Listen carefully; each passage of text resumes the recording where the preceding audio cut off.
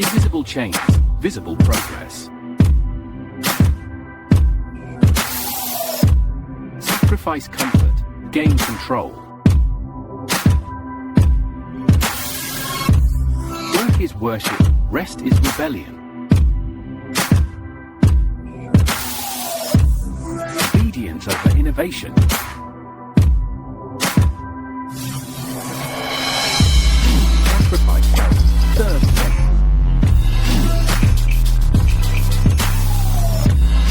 Suffer in silence, prosper in need. The greater the exploitation, the greater the reward. Our safety. More report, more peace. We gotta fucking see if we remember how to do this shit. What's this thing in front of my face? It's been a. What's the blinking red light for? Oh man, Is time a thing? Does it matter? time real. Oh, time is a flat circle. This It's really was starting to contract. It's really Wibbly starting wobbly. to contract. This was definitely supposed to be the last episode of the 4th season, and here we are in the 5th season, starting out with old material. Well, you see what happened was Wait, why is it the 5th season? Oh, because it's a new year. Happy 2025, fuckers. Wait, what? When did that happen? We are recording this. I didn't with, sign off on that. 12 days to go. These are the last 12 days of America at something you could nominally call a democracy.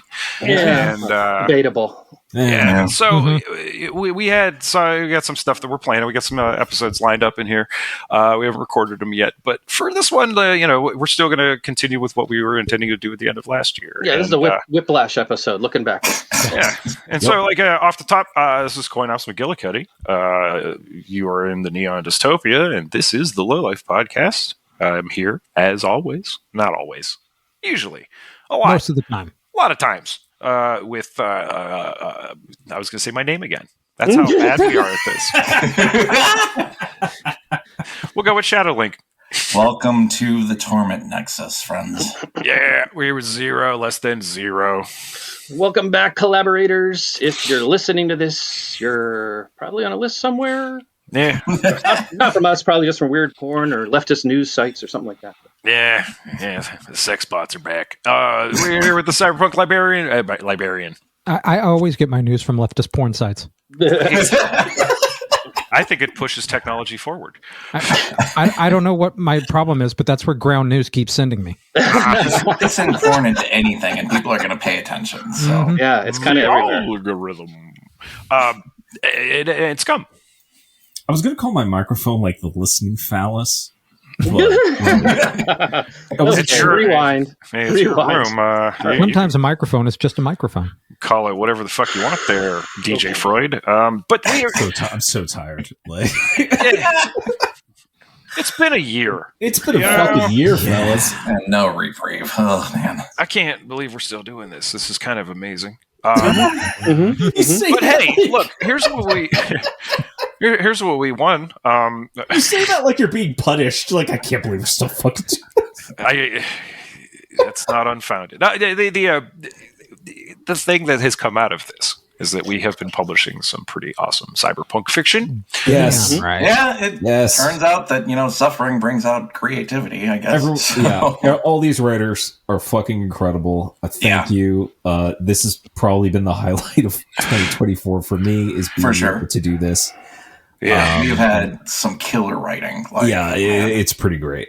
So thank you for giving us a chance to read your stuff. And thank you guys for submitting, and thank you again to all of our our patrons on Patreon. Yep. Yep, absolutely. I don't know why you're there, because I literally just call my microphone the listening files. I don't know why anyone listens to this. We're trying to wrap this idea that, like, Goodness if you gracious. only listen to the podcast, you should know that we are publishing fiction. And then you're like, microphone phallus. And, it's... Actually, what I'm going to say right now, I'm going to call it, that's prescient. We're going to see ads for like now new that you've heard Volkswagen EV that's going to be like, look at these huevos, and it's just going to be like hair, glued onto the round parts, and it's look like Prince, balls. a Prince-style jeweled phallus microphone. If I only. want that. Why did you? Wow, that actually. Yeah, that's all right. Yeah. I mean, It's a get video, any one of his the video guitars. for sexy motherfucker, right? Fuck yeah. That's actually Wildly cool as shit. suggestive microphone. Yeah, it's cool as fuck. Give me that. I'm that type of asshole. Yeah, give me that. Yeah, no, that's Some marketing towards assless me. chaps. Yeah. I may be going a little too far. But anyway, this episode, like we were saying, this is kind of like more of a media wrap up. Like we know the world is bad. We're gonna get into it, but these were the things that kind of we fucking clung to. That brought some joy to our lives. You know that like Irish saying that like no matter how drunk you get, like may you at least be able to hold on to blades of grass so that you don't slide off the face of the earth. Mm-hmm. And that's what these Fair. did. Fair. Yeah, That's Yeah. beautiful. I've never heard that before. I fucked that up, but like that's the gist. Like it's close enough. Kind of a best of. Yeah, but Best before of we for us of the last year. right, and you should know this, listener. It doesn't mean this shit came out last year. In a lot of cases, they did, but some of these things are just things we discovered last year. Stuff that might be a few years old or older. Yeah, And- I don't like. Time isn't real, as we've established. So I don't keep on top of everything. I don't care about We're doing that's coming out. What? We're trying to What year is drag. it? We're trying to drag that 2024. I just need to make sure. Yeah, it's 2024, right? Yeah, Yeah, absolutely. it's not. Don't put that on your checks. It'll fuck I everything up. can't make fun of them. I forgot. I forgot. Wait, hold on. Who's writing a check in 2025? Anyway, that's the other question. But anyway, so like before we get into it, what have you guys been up to? Well, I was pleased to be honored at the Up and Coming Middle Aged Podcaster Awards. I didn't win, but it's an honor just to be nominated. Must be. I had to leave early. I thought I would have seen you guys there. So Yeah. I wouldn't say I'm middle aged. I think sent the invitation, but I think it got kind of mixed. My mail gets delivered, a couple houses down sometimes. Did they have was the appetizer calamari? Because I think I had diarrhea. That could be. It had like a video game theme to it, so it was like calamari damacy or something like that. So. And I would have gone for that. It was like in little balls, like a sushi. Because I wish we could have. Wish I could have. I'm young and vibrant, so I wouldn't have gotten an invitation. That's why we didn't get the invitation. That's why. Fucking millennials on our staff. It's our fault. It's a percentage thing, guys. All you need to do then is just start your own podcast.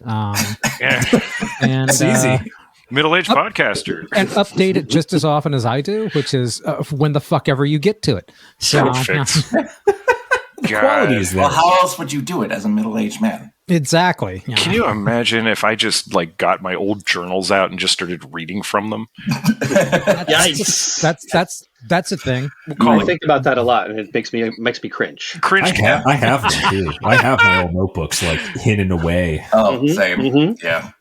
Oh man, I'm gonna have to do cringe cast now. I think it's. Write that one down. That's a good one. Yeah, I like that idea. I'll remember this. It's not a problem. Cringe cast. I'm looking at my writings as we speak. It's in a vault. All right. So that's what I'm talking about. See, I fucked up. I opened mine ahead of time. Fire in the hole, my Well, friend. you just killed the audience. Good job. Someone just ran off the road that because post, of it. right? Oh yeah. Yeah, we can increase the volume. I'm a fucking whiz at this. Hey guys, I've almost figured out how to slow down vocals. Oh shit! I did it by accident, and now I can't figure out what the fuck I did. It's I'm getting there. I'm getting there, guys. Next week we'll learn how to remove hum from a show. So. Hell, this might be the first season where I fucking George Lucas the theme song over the course of the entire season. The last episode is going to be 27 minutes long, and then we get to the podcast. That's because we're oh, it's so good, it's fine. And then we're wait, but still missing something. And so, We're just gaslighting you this whole time. Just keep adding something to it. Yeah, I've only spent 37 hours on it. That's cool. Yeah, I mean, that sounds 50 good. seconds of audio. Maximalism is a choice. Let's see, those are actual farts. Yeah. I can see why you might be, invited to an award ceremony where you might be left off the list, Dan. But I think I speak for all of us here. When I'd like to spend my time a little more focused. I want, looking towards the future. I want to be out of those re-education camps as soon as I can, guys. I've been studying up on the new science. Okay. For instance, let's give you a little sampling. All right. New science. Different. New science. To the old science.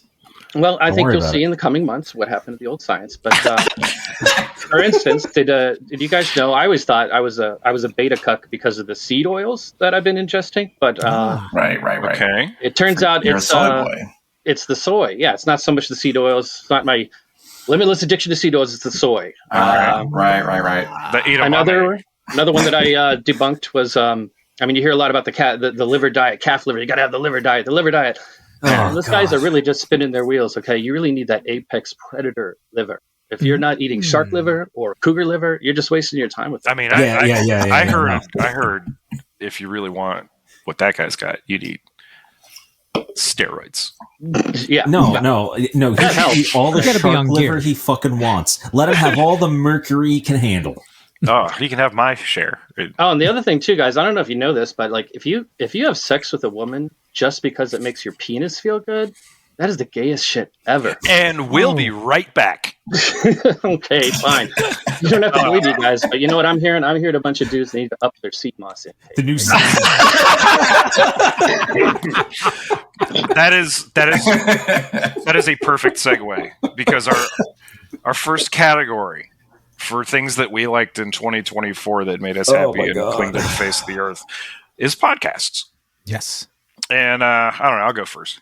Basically, I have a favorite. Look, I listen to a lot of podcasts. My favorites in a rotating, like whenever I get time or like Knowledge Fight, absolutely. Yeah. I love Dollop. I like the Daily Zeitgeist. I listen to a lot of James the same Bond. Podcasts, Well, there's your problem. Like I've got about like 5 or 6 that are in a constant rotation, but there was one that kind of like it stuck in my craw, and I think I've mentioned my dislike for most things Sorkin. I listened to every single all 8 seasons of the West Wing thing last year. I'm still working through that. Yes, you fucking lunatic. Well, here's what's interesting about it. Like it's easy and fun to like dogpile on like writing.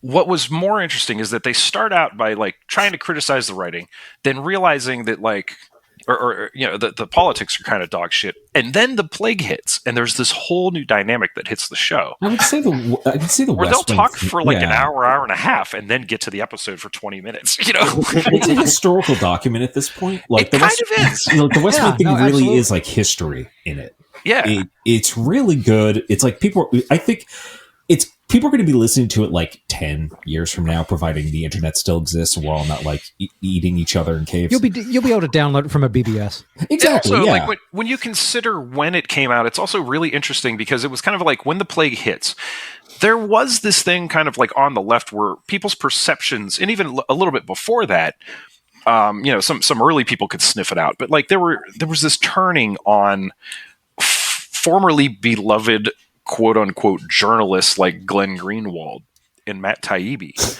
And you can hear Dave like being like, "Oh, these guys are doing what no one else is doing to I'm not even going to talk about that asshole."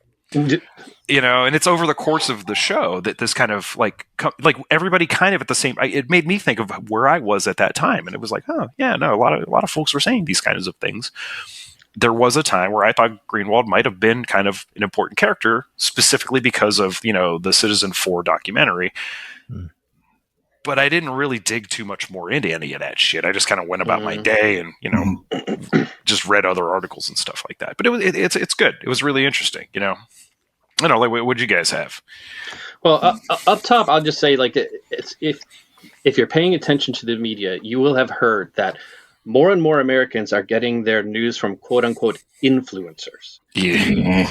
And at first I thought that was horrific sounding. But then I thought, when I'm not actively looking up a news story, I am getting my news from well-researched, thought-out broadcasters. Okay, so again, you said Daily Zeitgeist, fantastic. Another one of my favorite ones, Behind the Bastards, well-researched. Love it. Oh, yeah. Topical. Yeah. But my point being that, I don't think there's any shame in seeking out podcasts to seeking out, quote unquote influencers to find out your news, to be a steady source of news for you, if those influencers are people who are actually looking up and fact checking, and doing the traditional work that journalists used to do before billionaires got involved in the equation. And can I throw an honorable mention in there? I remember when the plague started, when I was living in Virginia, after Charlottesville happened, there was this young woman who was just posting some really interesting things about Charlottesville City Council on Twitter. I don't know how I arrived at following her. Her name's Molly Conger. And she started this new podcast that's called Weird Little Guys, and it's fucking amazing. It's great. It's so good. She was absolutely made for this. And, she just does these incredible deep dives into these characters who have been kind of white supremacist adjacent or straight up Nazis. The biggest it's a show about the biggest losers you've never heard of. Yeah. And it's the only show I've listened to where I'm I audibly groan, where I'm oh my God, this fucking asshole's the biggest piece of shit loser. You went to Spain and had McDonald's, Oh, that was awesome. Besides, that was a great episode. Caveat, besides when you listen to our own podcast back, right? Mm-hmm. Oh, totally. Nah. Yes, I am a fan of our podcast. I don't hate us. We're all right. Yeah, we obsessively listen for all the times that I dropped the ball. The only time I really do many edits on this, I'll write it down, and if you don't hear a pen click, we're good. It's fine. No. I kind of let this go. We're having a conversation, we're evolving, we take time to develop our ideas. It's fine. Those are two of my favorite, more serious podcasts, because I really think, in these days, you really need a dose of humor to swallow the news. I mean, I learned that Daily Show in the early 2000s. Well, I mean, that's another great one. Sam Sachs, Means Morning News, excellent news source from the leftist perspective.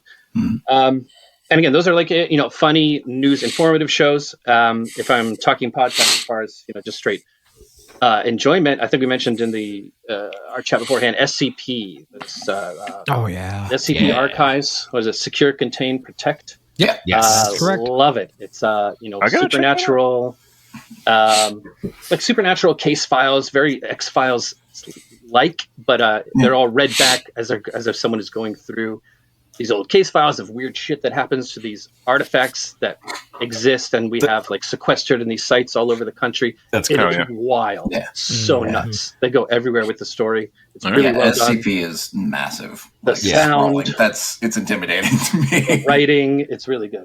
Right on. Yeah, good. Yeah, it's cool to see something come out of because it was basically just a community project, right? Yeah. And that's the other thing. It's not totally congruent. You can step into it from any episode. You can just pick it up and listen to it. It's great. So it's a bunch of bottle episodes. Drink of the week, basically. Yeah. No, I love that kind of shit.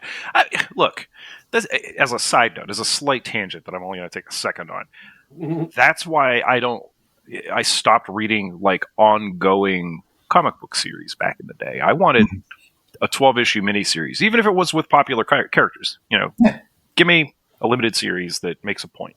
Beginning, middle, and end, rising action, all that. I don't want to be, strung along. Yeah. I think that's the thing. Mm-hmm. Sure, yeah. I mean, there's a place, I think, for, the purely episodic in life. Sure. No, I have a love of pulp, but I mean, I think don't make it more than it is. I don't want to be needlessly strung out. Right. Yeah. Like, sure. if it's happening and I'm really into it and I don't notice it, then that's good writing. But I don't want to be like, oh God, I got to go to another episode. How much time do I need to go to bed? Yeah, especially when it comes to a right. podcast, because it's like if it's an ongoing series, that's cool. But like, I want to start at the very first episode, like not the very first, usually the most recent one, because I do it that way. But it's like I don't want to be lost. You know what I mean? Yeah. And that's tough when you're putting a lot on someone to get into this, where it's like, okay, we have like how many episodes? Oh, it'd be like I don't even. And y'all should listen to fucking Knowledge Fight, but they're on episode 995 or something. Yeah. And it's a hell of a narrative. Like Knowledge Fight is one that I only picked up maybe 2 years ago, and you don't have to go back and listen to the back catalog. But it's rewarding as fuck. Mm-hmm.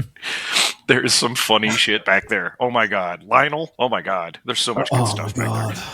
Captain, what's his face? The fucking Mars soldier. They're right out of the gate. Captain Mark Richards. Chef's fucking kiss. But, who else what else is anybody listening to? Like, what else did you like? I enjoyed, I'm trying to think of like new, because we kind of listen to a lot of the same stuff. Yeah. There was one podcast that I really liked that was an offshoot of another podcast I listened to, but that kind of stopped. It's called Flail to the Face, which is a Mork Bork role-playing podcast where they just play games of Mork Bork, which is a role-playing game. And they just play the worst pieces of shit ever, and they die constantly. Because it's Mork Bork. You're not playing like knights in shining armor. You're playing like a guy they found in the gutter and the world's ending. Hey, Fleaballs McGee. Yeah, and they're funny as fuck. I really enjoy their podcast, like listening to like actual play of Mork Bork. They did Cyborg. Really looking forward. Nort on the Discord is trying to. Yeah, I really hope we could. Yeah, I want to get that off the ground. I've never done a role-playing game before. That's great.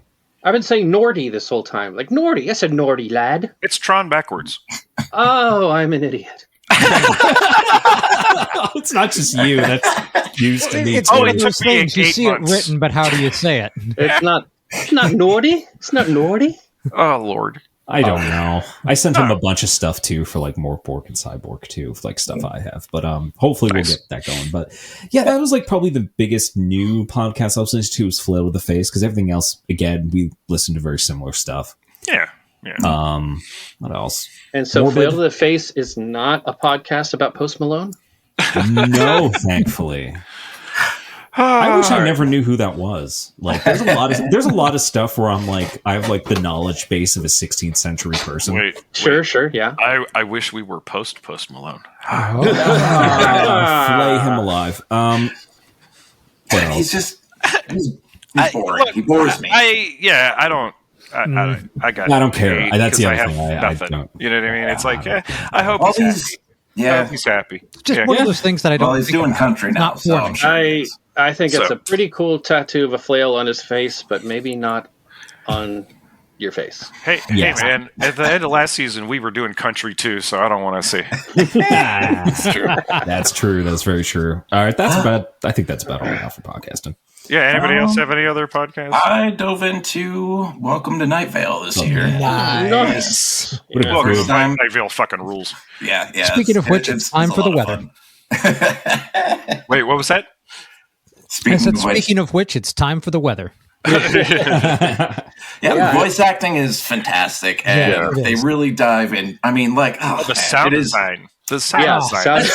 It's how you make that. Fantastic. Is how you make a fucking podcast. Serial, yeah.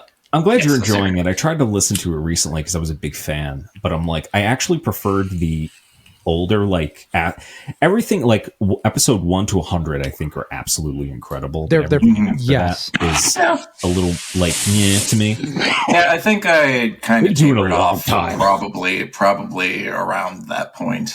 They've been doing it. They have been doing it for a long time. They've also spawned off some short fiction and some like novellas. I think I read It Devours. It Devours is supposed to be good. Yeah, I think it's an interesting exercise in looking at like having like a lore Bible can actually hurt your thing, because like back in the early days, it was like they were kind of just like just bonker shit. Yeah, they're just making shit up, and it's great. Yeah.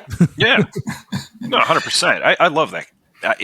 That's a way to string me along. Well, and that's Let part me of not predict the what's nature. coming. That's part of the nature, I think, of Eldritch horror is just the sort of Dadaism, the absurdism that goes on. When things became a little more concrete, it stopped being But I think it really like peaked for me on the episode where there's they go to the radio station in the next town over, and everything. Oh man, like that was really well done. That was an excellent episode, and I was like, this might be a good place to jump off. They're good fucking writers. They're good fucking writers. Yeah, yeah, they are. They really are. Solid as fuck. Well, as far as episodes go, I had kind of a couple that I had been thrown around, but I had a late winner. The ones that I had been thrown around were the ones that the Dollop did about President Benjamin Franklin. Oh, so good. God. I've been waiting for that one for so long. That was good. There was the Behind the Bastards 2-parter about Woody Guthrie is pretty fucking great. Yeah. Cool dude. Fascinating. Yep. Yeah. But the one that won my heart over just happened. It was, well, there's your problem, episode 172, the 1997 Macy's Thanksgiving Day Parade. Yeah. I blew coffee out of my nose. I remembered some of those. I absolutely remember I watched that shit live. Yeah. When the way they described it as though they were reading autopsy reports. And every time they would talk about the damage, everybody would lose their shit. I was like with them. I was absolutely. It's like Sonic the Hedgehog gets decapitated. He's saying it so deadpan. It's incredible. What was it? The fucking like Quick Bunny gets its arm torn off on like Fifth Avenue or something like that. The police stab Peter I lost Rabbit my to death. shit. Yeah. Watch it on YouTube if you can. If you're gonna you need the visuals. You need the visuals. That is their. As soon as I saw that drop into my feed, I was like, "No, I'm not going to listen to this on my phone." I need to. I need to sit down with a snifter of brandy or something. Totally. I lost my shit. That was great.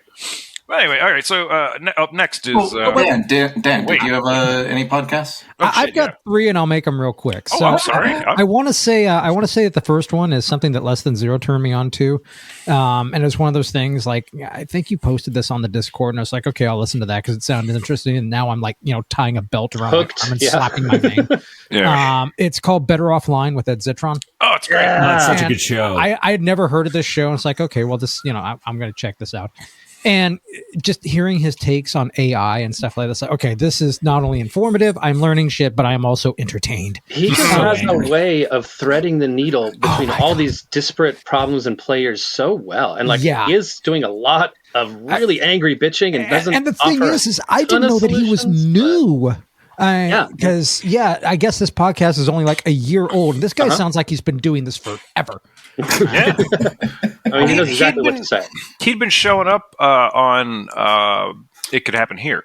That's right. And I think he'd been a guest on a few other things. Like he showed up on TDZ one time. And I liked his sense of humor. Yes, absolutely. I like a sense of humor. And they've got a series going now where they're at CES, and he's just like having guests on every day. They're all at CES. There's a bartender on the show because you need a bartender if you're at CES. I forgot they put the bartender on the show. Yeah, they need to. I mean, that guy needs to be a character. So if you're into the tech news and you hate AI and stuff, and basically bullshit in tech, that's one to listen to.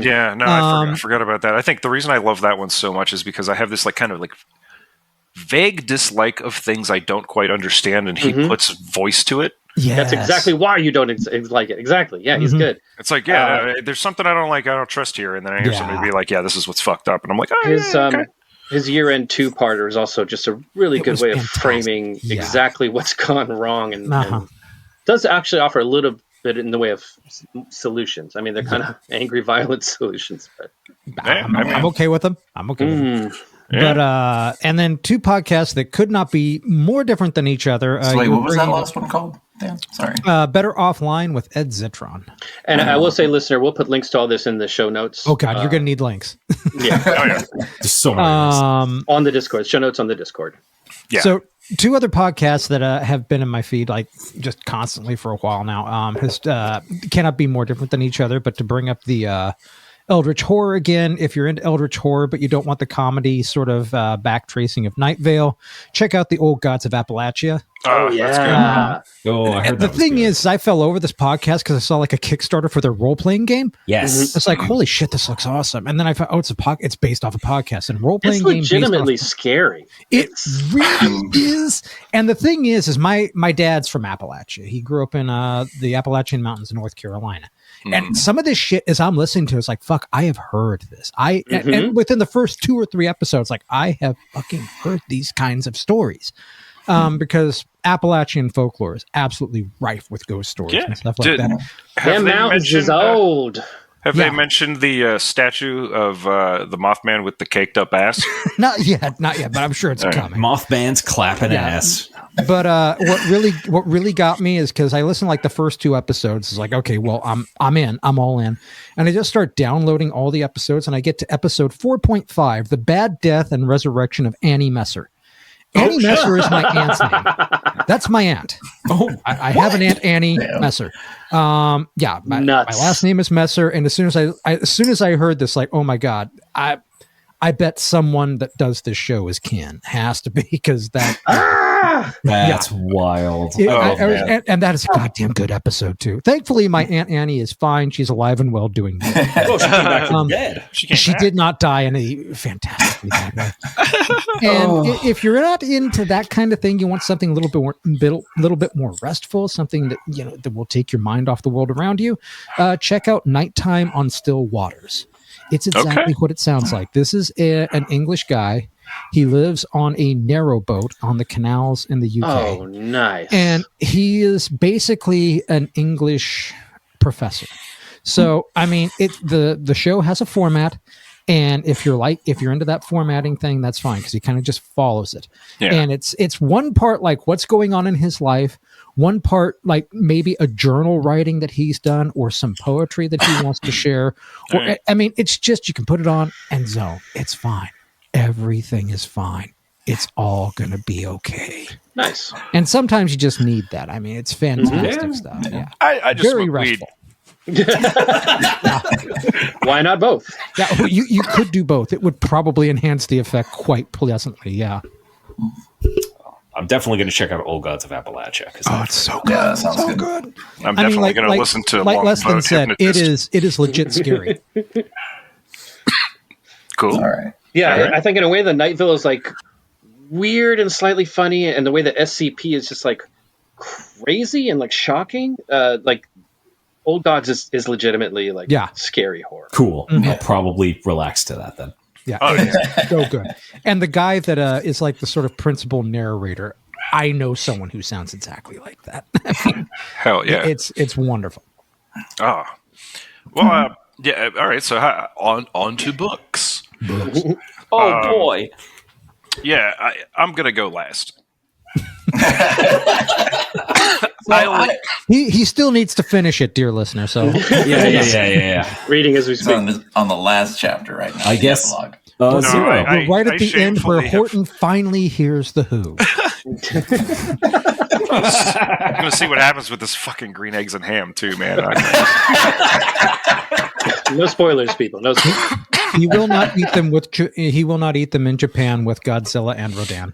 No, it was a busy ass year. I only had time to read one book, and my book is going to tie into the next topic. So, yeah, I only read 2 books this year. I read Dune and I read Altered Carbon, and not of course, bad. my pick is Altered Carbon.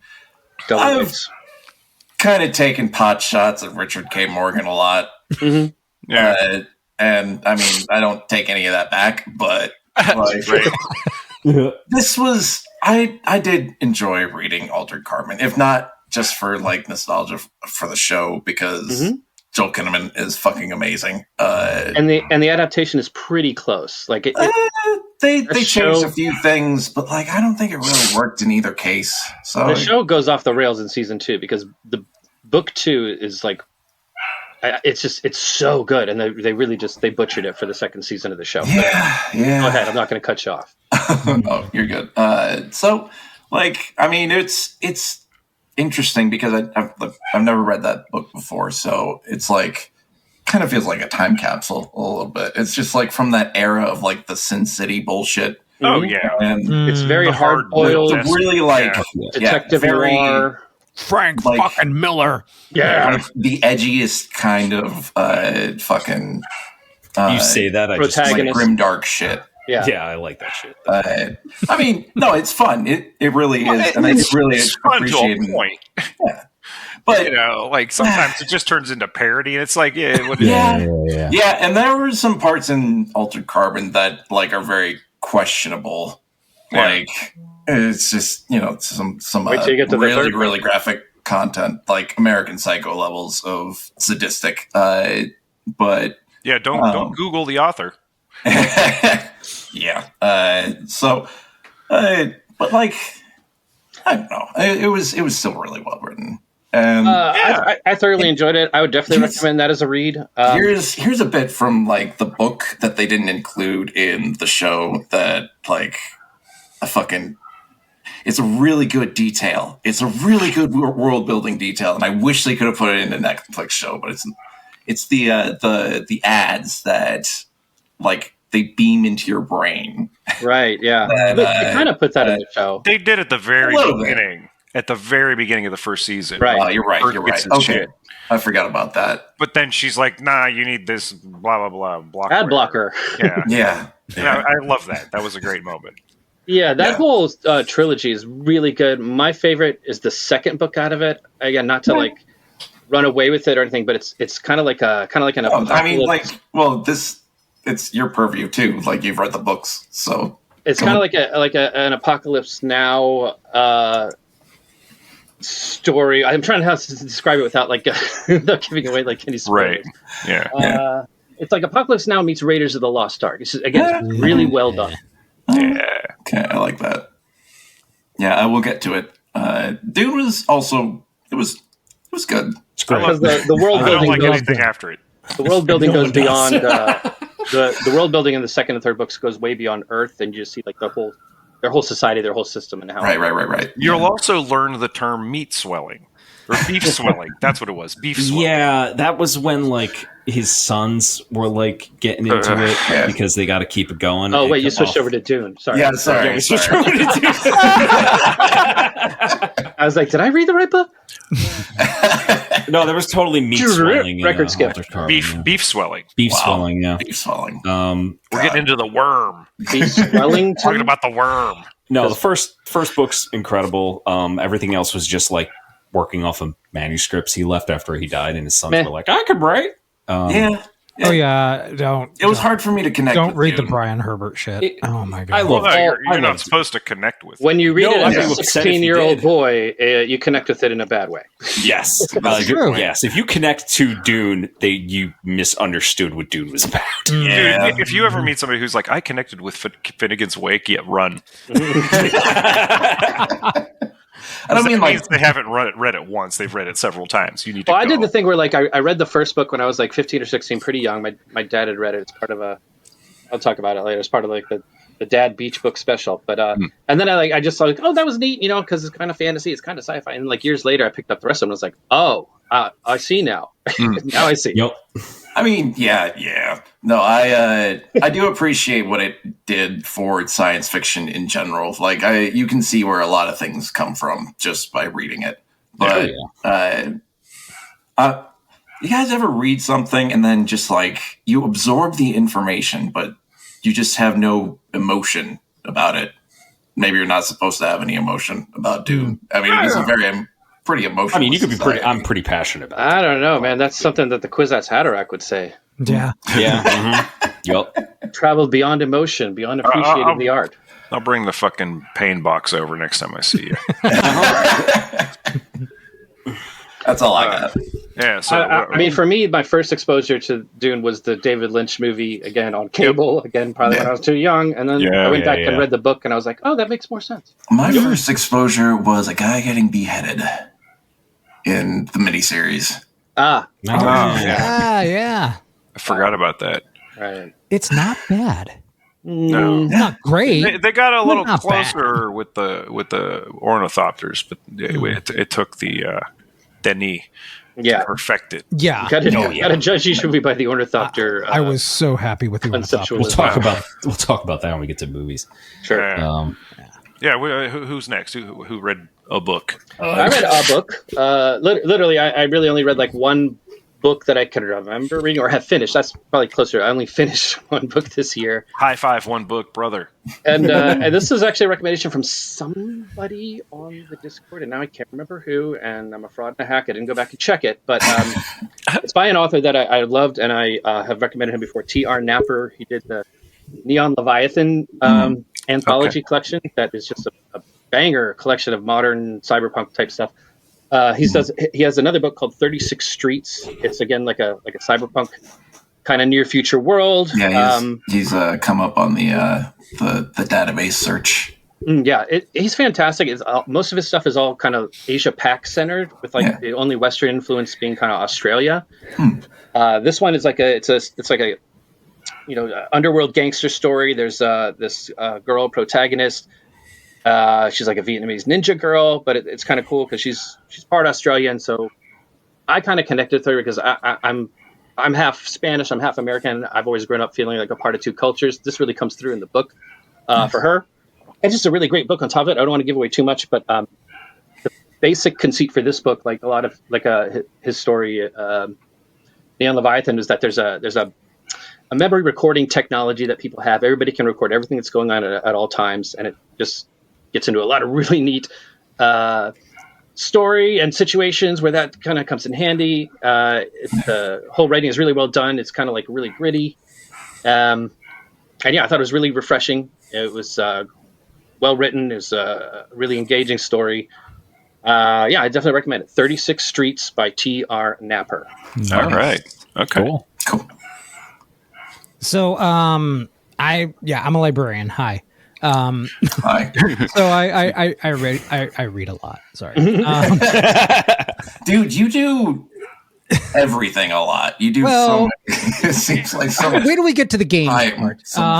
Yeah. That's true. So That's I've got to, and unfortunately, these really don't have much to do with cyberpunk or anything like that. They're just two that I really fucking love. Yeah. Because strangely enough, I do have a history degree, and that the specialization is history of science. Right. So the first book I'd have to recommend, this is from 2017 by Keith Devlin. It's called Finding Fibonacci, The Quest to Rediscover the Forgotten Mathematical Genius Who Changed the World. Most of our listeners would probably be familiar with like the Fibonacci series 1, 1, 2, 3, 5, 8, where each successive number is the sum of the two numbers previous to it. Okay, slow down, or I'm going to need to drill a hole in my head to stop it. Well, and the lore is that Fibonacci noticed this thing occur not just in nature but from rabbits fucking. Which is perfecly normal thought for someone. Absolutely. Well, it was the Renaissance. There wasn't much to watch. There wasn't TV.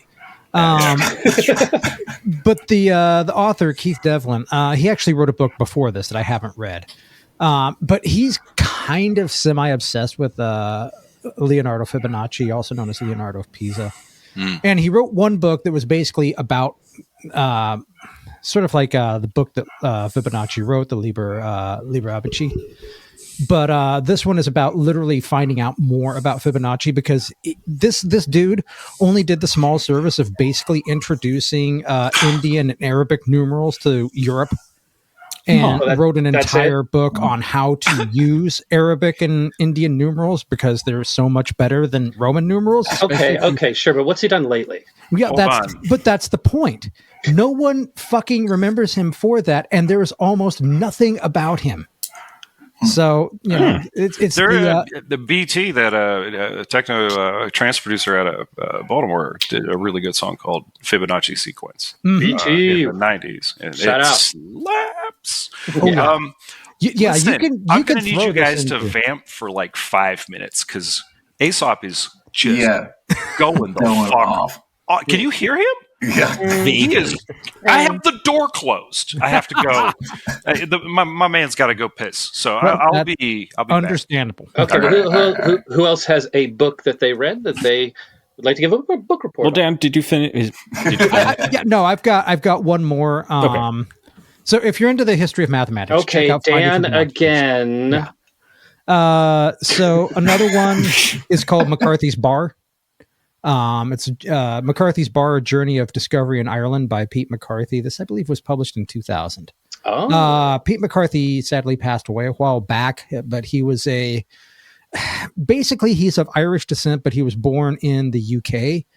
And he's very much torn between the two worlds because he grew up Irish, but he grew up Irish in England.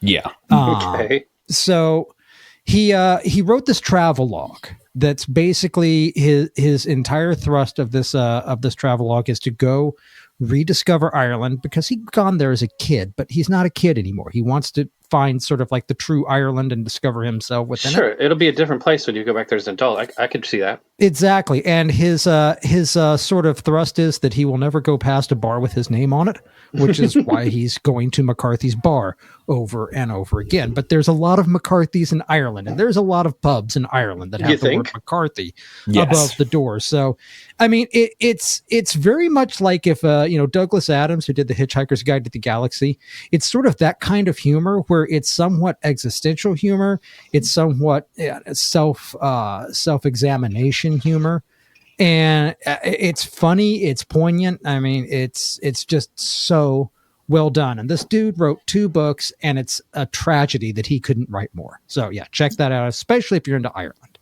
Okay, cool. Well, I read a book called 30 Hours with a Corpse. Wait, I didn't get that. I read a book called 30 Hours with a Corpse. All right, that's then. even better. The actual 30 hours with a corpse. 30 Hours with a Corpse and Other Tales of the Grand Goguenal. Okay, hold on. Of course you did. Of course you read this. Hang on. Why I'm not surprised at all. Is this really a book that you read, or is this you once again sort of fantasizing out loud? Oh, yeah. No, this is an actual book. It's a collection of stories by Maurice Lavelle. ISBN number. Probably mispronounced that because it's French. ISBN number. I don't believe you. ISBN number. Oh, okay. Hold on. Wait. ISBN number. I have. You can just say 7 digits. I would never know the digits. It's collected. It's by Maurice Lavelle, edited by S.T. Joshi. And what it is basically like the Grand Goguenal was the precursor to the slasher film. It was in the French tradition of the, quote, terrible tale, in the idea of like having like a story about moral lows and highs with a twist at the end. Like a Penny Dreadful? Kinda, yeah. And a lot of these stories never really appeared in English because a lot of these plays first appeared as like short stories in magazines. And even like trying to figure out who wrote them was even difficult. But this is like the only collection in English like I could find, and they're really good because I end up finding like I'm reading them. They're quick. Each story is pretty quick read, and they could range from like a homeless person not finding any will to live after like helping this other guy to like, yeah, I fed your lover to the dogs. Fuck you. And they're really like even in the English translation, I find myself like they're really readable. Like they sound like a radio thing, Yeah, right on. And the other book that actually did come out last year was Profane Altars, Weird Sword and Sorcery by Weird Punk Books. Okay. Who's a publisher I very much like. Edited by Sam Richard. Okay, And again, this is a real book. It's not you just telling us what you do in your spare time. ISBN number 978-195-1658. Just checking. Okay, everybody's grip on reality is tenuous. I just want to make sure. Yeah. No pain. I like weird punk books. I've always wanted to have a book by them. They're a publisher I very much respect. And they did something complete, because usually they do like horror and like or sci-fi, like and just genuinely like weird shit. They're a really cool indie publisher, but they did something completely outside of what it is. And I'm a fan of sword and sorcery. Yeah, and they put out a small collection of sword and sorcery called Profane Altars. But unlike a lot of like sword and sorcery, it's like trans people also like it as well, and gay people, and so there's a lot of quite a couple authors. Like Conan without the loincloth. Yeah, it's a lot deeper than that. There's stories about motherhood and just growing up and being indoctrinated into fucked up shit, but with like this really gnarly sword and sorcery kind of veneer. I really enjoy it. It's dark. I'm getting kind of like poetic in some ways. It's a really good collection. Razor wire pubic hair vibes? Is that like... No. Wow. Like that short story collection? No. I gotta reread that. The one that we're writing? What? No. I swear, that one's a book too. It was a book. It's on my shelf. He was making fun of me for like saying things that books may not be real, but no, he's correct. Yeah, that is a book. I was a little confused there for a second. I just meant that the way you described it, it sounded to me like what Razor Wire Pubic Hair is for cyberpunk. The collection of short stories entitled Razor Wire Pubic Hair, ISBN number. I could go check it in a minute. I thought that was someone. Oh man, I tried to unsend that text. All I'm saying. Okay, yeah. No, it's not a stage performer name. It's actually a book. Yes. And it just sounded like you were describing a similar sort of anthology, but for sword and sorcery instead. It's definitely weird, like, because that's kind of a staple of that genre, is like it does weird, sometimes psychedelic kind of visuals to tell a story, and I really appreciate that. How do you trim it? With wire cutters, obviously. I'll be over here thinking about this. Wire cutter pubic brush. That's the follow-up anthology. Like a disc grinder. I think that was it for me on books. Like, there's so many. But those are the two that really stood out, especially Profane Altars, because that actually came out last year, and I was really glad to snag a signed copy. Nice, which is cool. Always fun to do. Yeah, I like it. Yeah, it's fun. Oh, I got to turn my light on again. I only read one book, like I said. Oh yeah, what'd you read? It's from 1964, so really keeping up with things. Jesus, man. Well, what had happened was I had purchased a video game, and it's based on a book by a writer that I love very much, and I haven't read enough of. So I started the game, and then I was like, I'm going to read the book. Because, like, I don't know if it's a directed adaptation or, what the fuck's going on here, but I'd like to at least have an idea of what's going on in this world, so I kind of know what to do a little bit. And so I get the book, and it's Stanislav Lem's The Invincible. Oh, I love that. And it's so fucking good, man. Like, in 1964, this guy's basically talking about Grey Goo. He's talking about, like, a nano cloud. Wow. And like the point he's trying to make with it is like, ultimately, like, not every place is for us. Yeah. And, these people land on this planet. It's just wreckage. Fast forward, yada, yada, yada, like a bunch of pages. And they figure out, with really no confirmation, they kind of just figure out like, okay, so what had happened was about several million years ago, some alien race like crash landed on this planet, and they had automated systems, and they evolved over millions of years. Some got really large and decided to turn into these structures that could like take in the massive amount of like sunlight and, whatever wind. And the other ones decided to go super small so they can like link together and make larger structures, or, just flit about on the breeze, just generating energy the entire time. And they're the ones who won. And these people go up against them and they just like eat their shit. And it's fucking awesome. It's really good. I can't recommend it enough. And it's not a long book either. It's a really quick read. It only took me a couple days to like kind of tear through it. It's like 200 pages or so. But Lem's an elegant writer. And it's man, he's like Borges to me.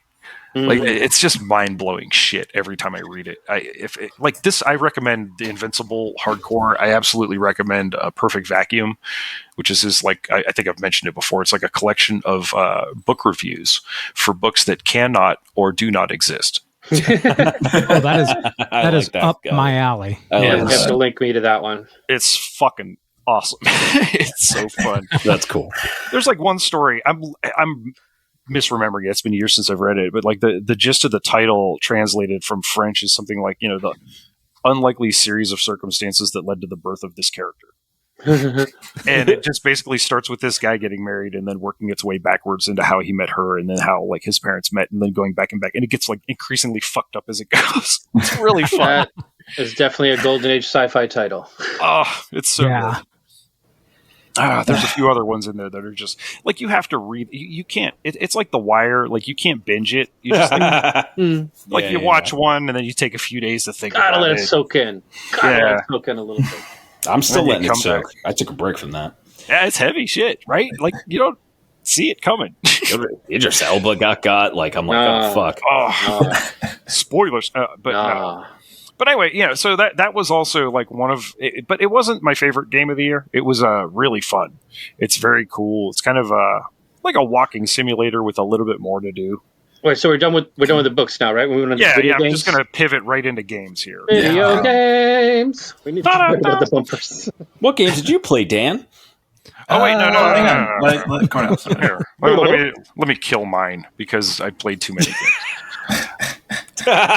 Yeah, okay. So like The Invincible was one of like my favorite games of the year. It wasn't my game of the year.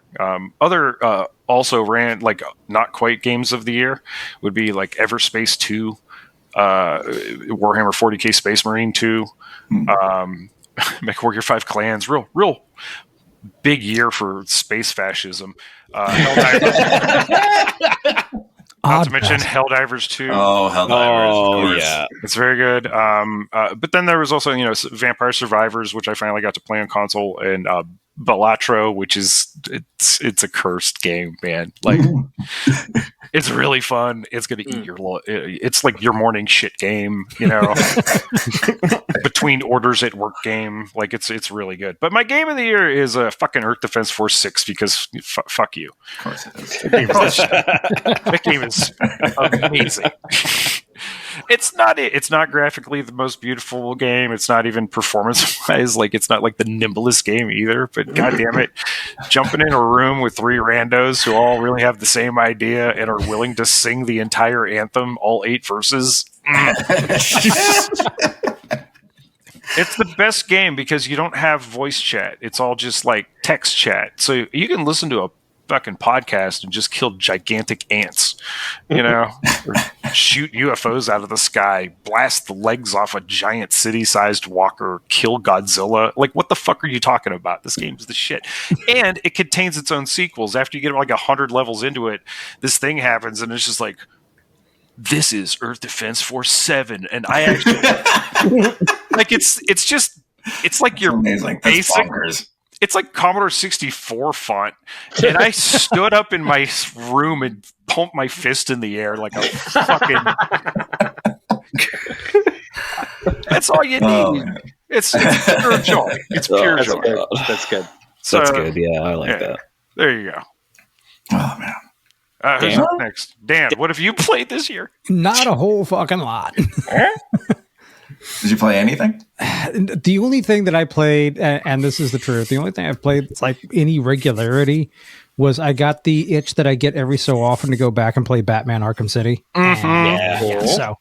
So I guess it's not. I guess it's newer than Super Mario Brothers, but it's bad. I mean, it's the Batman simulator. Yeah, it's a crunchy game.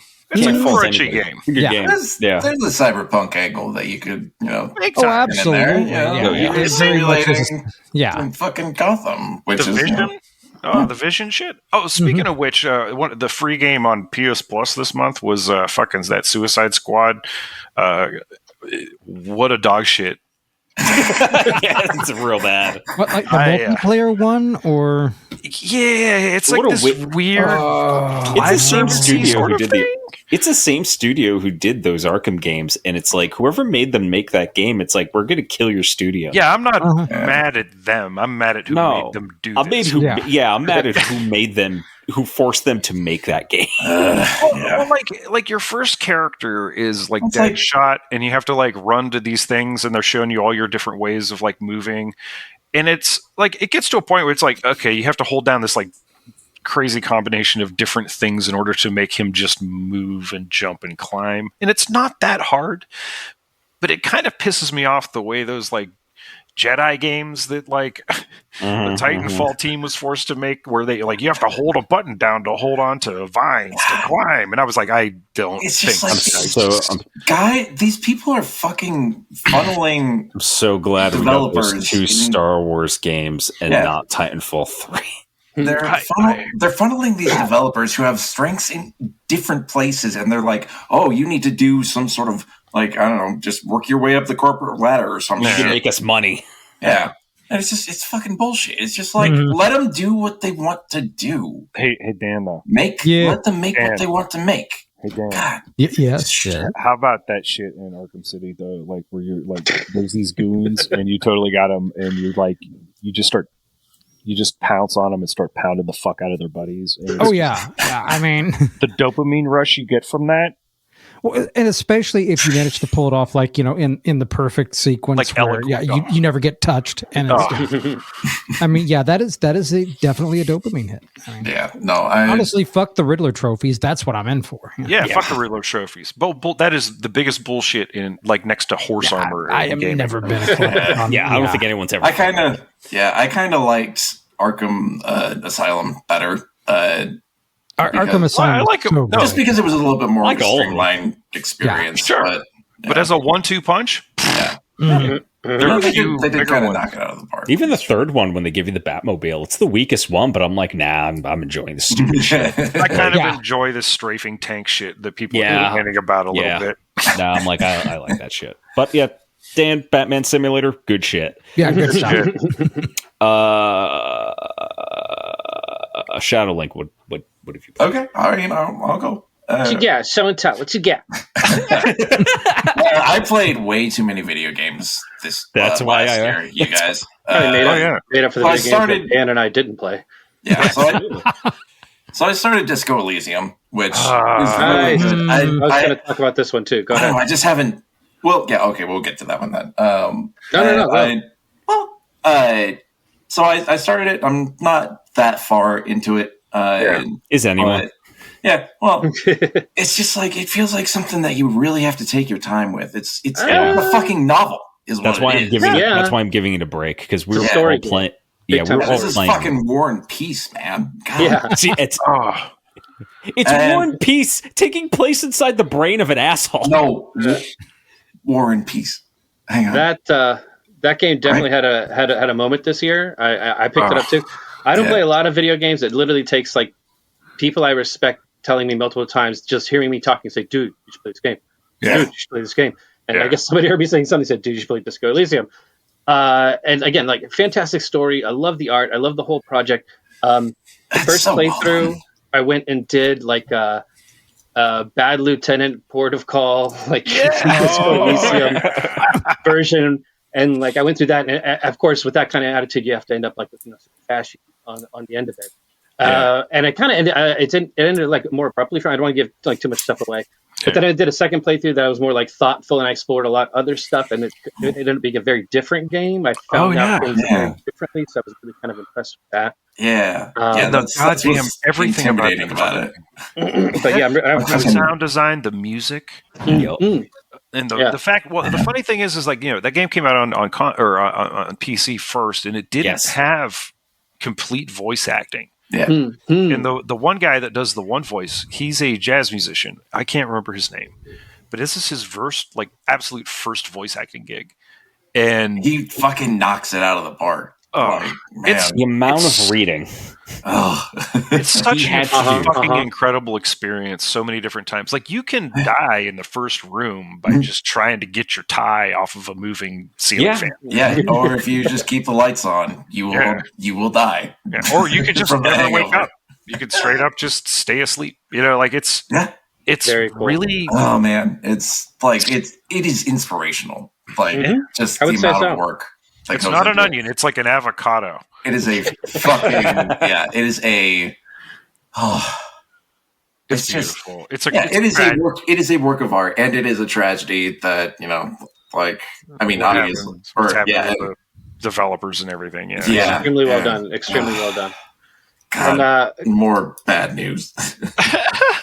Kind of along the same lines, I picked up another 2 kind of lower stakes story games this year. I did Detroit Become Human. I did a replay where I did a different, a very cool story game, very cyberpunk. Detroit Become Human. It's again like you go through a lot of decision trees. Yeah. And then the first time I played it through very understanding and very wanting to get along with the humans, and the second time I was just like a robot supremacist, and had blood on my hands the whole time. So again, you're gonna get a lot of different endings depending how you go through it. There's so many trees. And the other one I was really impressed with, again, just the whole production, was the Expanse as a series of story games where you play Camille and Drummer. Oh, the Telltale games? Those are really good. I got that. I haven't played it yet. Never played one. Because it's up there with the Borderlands one as far as my favorites. Because the Borderlands one is a masterpiece. The Wolf Among Us, you guys, was so good. Those are good, but the Borderlands one was 14,000% funnier than it had to be. It was better written than even the games, and it's way more direct. I think even what's his face, oh my god, Putty from fucking Friends. Oh, the Tick. The Tick. God, what's his fucking name? I can't fucking remember. The actor's name? Yeah. Oh shit! You know what I'm talking about. He's got that kind of voice, Oh yeah, he's great. Brock Sampson. Patrick Warburton. Patrick Warburton. Yeah, that was not coming name. Yeah, he does one of the voices in it, so it's I think he's in it. Yeah, he's fucking awesome. But no, the Expanse one's awesome. It does some really cool weightless shit. Cool. All right. Anyways, I also played a big chunk of Inscription this year. How is that? I like it. It's a card game? Yeah. Yes, but it's they do it. Oh man, they make it in. Don't spoil anything because that game's weird. Yeah. I'm not gonna spoil anything, but they set it up in such a way that it's not just a card game. You have to and it's very dark. Up until a certain point, there's a kind of a turning point in the game, and then it kind of opens up a little bit more. And I kind of dropped off after that because here, let me ask you what this is at without you spoiling it. Okay, here are 4 games, and this is my range of things. What is it? Deepest Dungeon or Dark Dungeon or Darkest Dungeon? Darkest Dungeon. Dungeon's cool. Absolutely respect the fuck out of that game. Yeah, don't like playing it. Fair. Yeah, same. Now, a game like that I don't like is called Tharsis. It's like a dice game where you're trying to survive. You're on a trip to Mars and your ship keeps breaking down, and you just have to sacrifice things until you're down to, I guess, Matt Damon. I don't fucking know. I hate it. But as far as sounds fun. It's not good. No, it's not good. There's another game that the team that makes Worms did that's actually pretty cool because you have to build this sort of silent running. Instead of the fleet, you're just building a ship that has all this stuff. So it's this massive ship, but then you keep getting invaded and fight it. Void Bastards kind of has a vibe that's similar to this one. But the 2 card games that I fucking love and can't stop playing, like I said, is Balatro, which is just crack, and Slay the Spire. I think they're both just absolutely. Inscription's trying to tell a story. Okay. Yeah. Well, in a way, like it's because I never it's played the it. story of like the sheer terrifying you didn't carnal finish the game, nature did you? of life itself. I did not finish it, but That's why. like, Okay. well, the first act of the game takes place inside this cabin. Hey, Shadow Link, are you familiar with the ideas or the idea of fucking escapism? Yeah. Because we're doing exactly what this game is trying to make us do. Oh man, no, I was going to say Inscription's a whole thing. It's a lot. When you finish it, you don't. Well, the thing is, the cabin is. You quickly find out that the cabin is basically purgatory. So, you don't know yet. So I'm in. All right. Spoilers. Okay, but anyways, it's by the same guy who did, same developers who made Pony Island, and I fucking love Pony Island because Hell is a video game Pony Island is developed by a severely insecure Satan, basically. Yeah, Pony Island is like demented. It's hilarious. I love it. Oh man, like Doki Doki Literature Club. No, because Doki Doki. It is in a lot of ways. It's the same. It's the same vibe where it's like it's this thin veneer of happiness over what is basically a horrifying reality. Yeah. All right. And it's also digital, and you're aware that it's a video game. Right on. So there was that. I also played System Shock. That is my that remake. Oh, yes. Hang on. I'll get to that in a sec. I played Doom Eternal as well, which, God, that game. Oh, it's really fun. Doom's cool. I liked it. I played. Let's see. I played Death's Door as well, and I really like that one. That's a fucking Devolver. There we go. And right on. They never miss. Like every game is good that they make. Yeah. They're like the A24 basically. I played yeah, that's a good way of putting it because like man, you know how like A24 like they're on the verge of like re-releasing like classic movies or something. You know what I mean? It feels like they have that vibe in them. Devolver brought back that FromSoft game where you're the president of the United States and you have to pilot a mech. Oh, you mean Metal Wolf Chaos? Yeah. Metal Wolf Chaos? Yeah, they did. Wow. They won my fucking kind of loyalty in that moment because I absolutely have that game. They got like the original voice actors, and it's like that's pitch perfect. It's insane. It's so great. It's like a Japanese. It's like a Japanese person idea of like, ooh, America, and it's batshit. God, I love that. I love Japanese takes on American culture because it's always just completely insane. They would go on to make Armored Core 6. You know what I mean? This is like Elden Ring and Armored Core 6, like these two incredible games that are like largely considered some of the finest games ever made. They made Metal Wolf Chaos. It's worth looking into. Yeah, no, I love Devolver for just that alone. Yeah, but anyway, resurrecting that gem.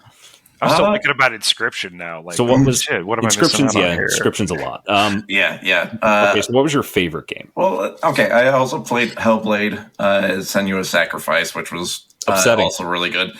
I played it the way that it was intended, high and with headphones on, so I was like immersed. Really upsetting. Yeah, it is very upsetting.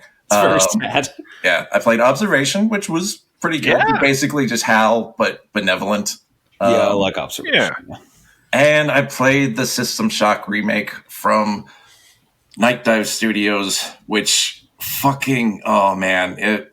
I also fucking, what else? Shit, there was one more. I played it right at the end of the year. God damn it.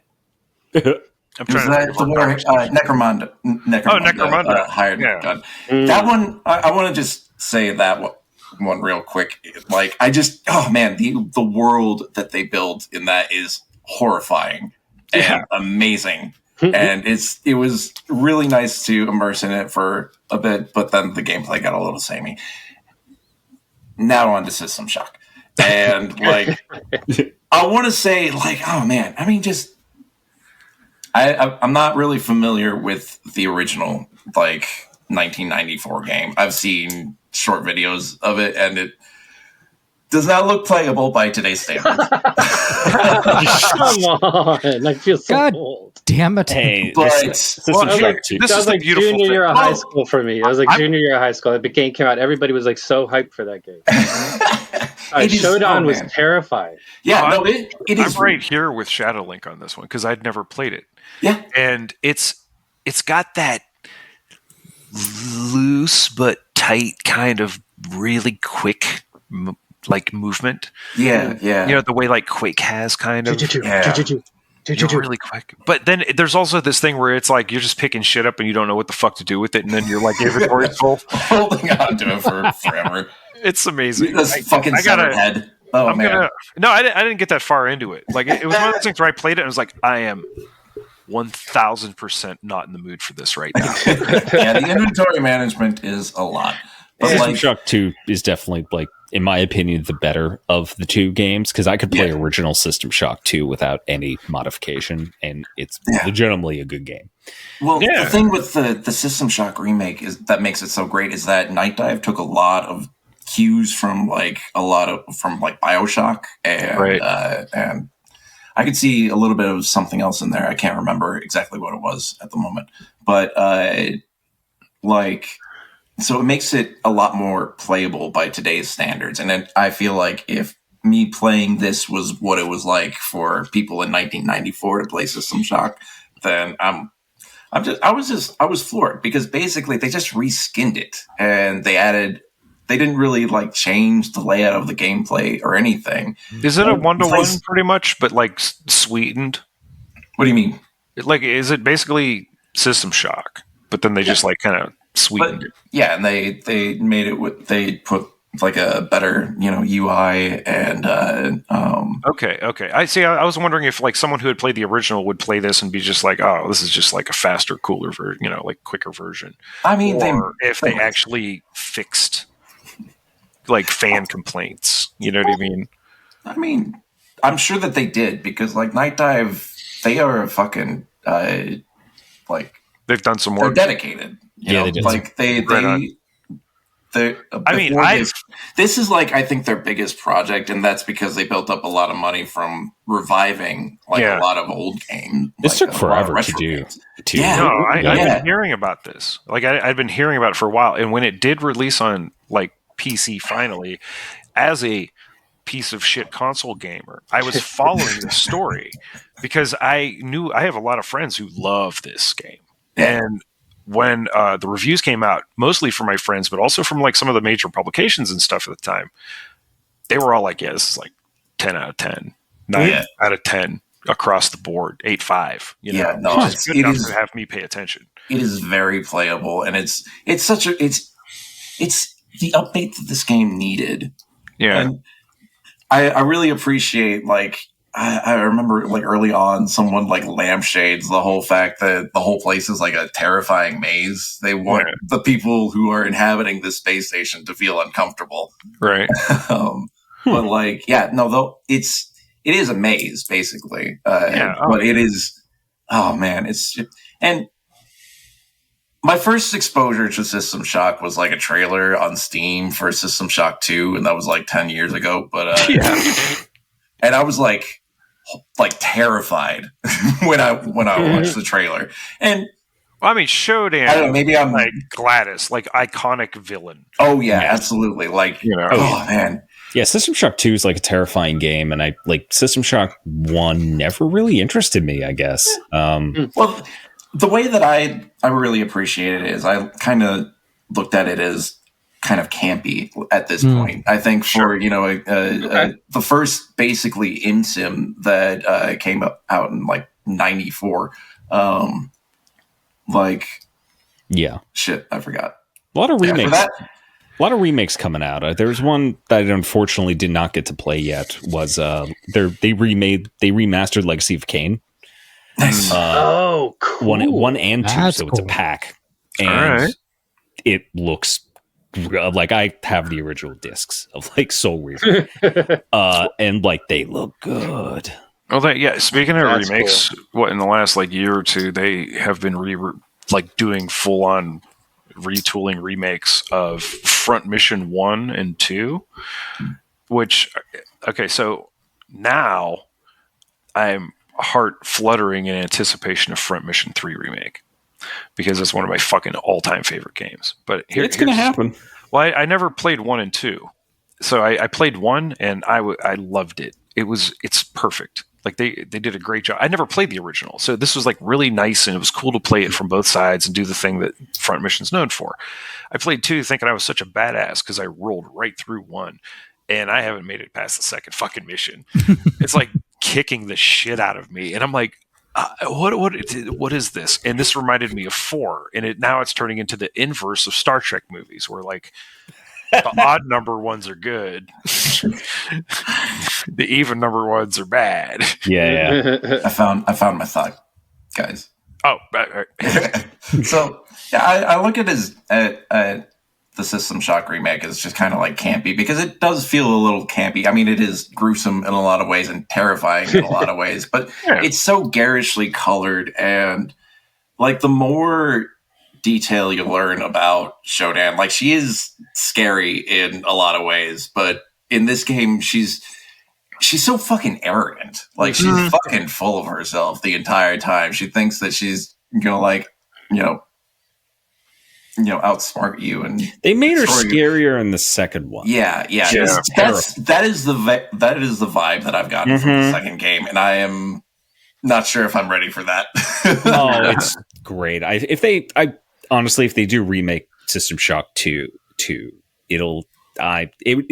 that's the thing with System Shock 2. It's like, it is the precursor to BioShock. Yeah, right. And it's way more of a survival horror game.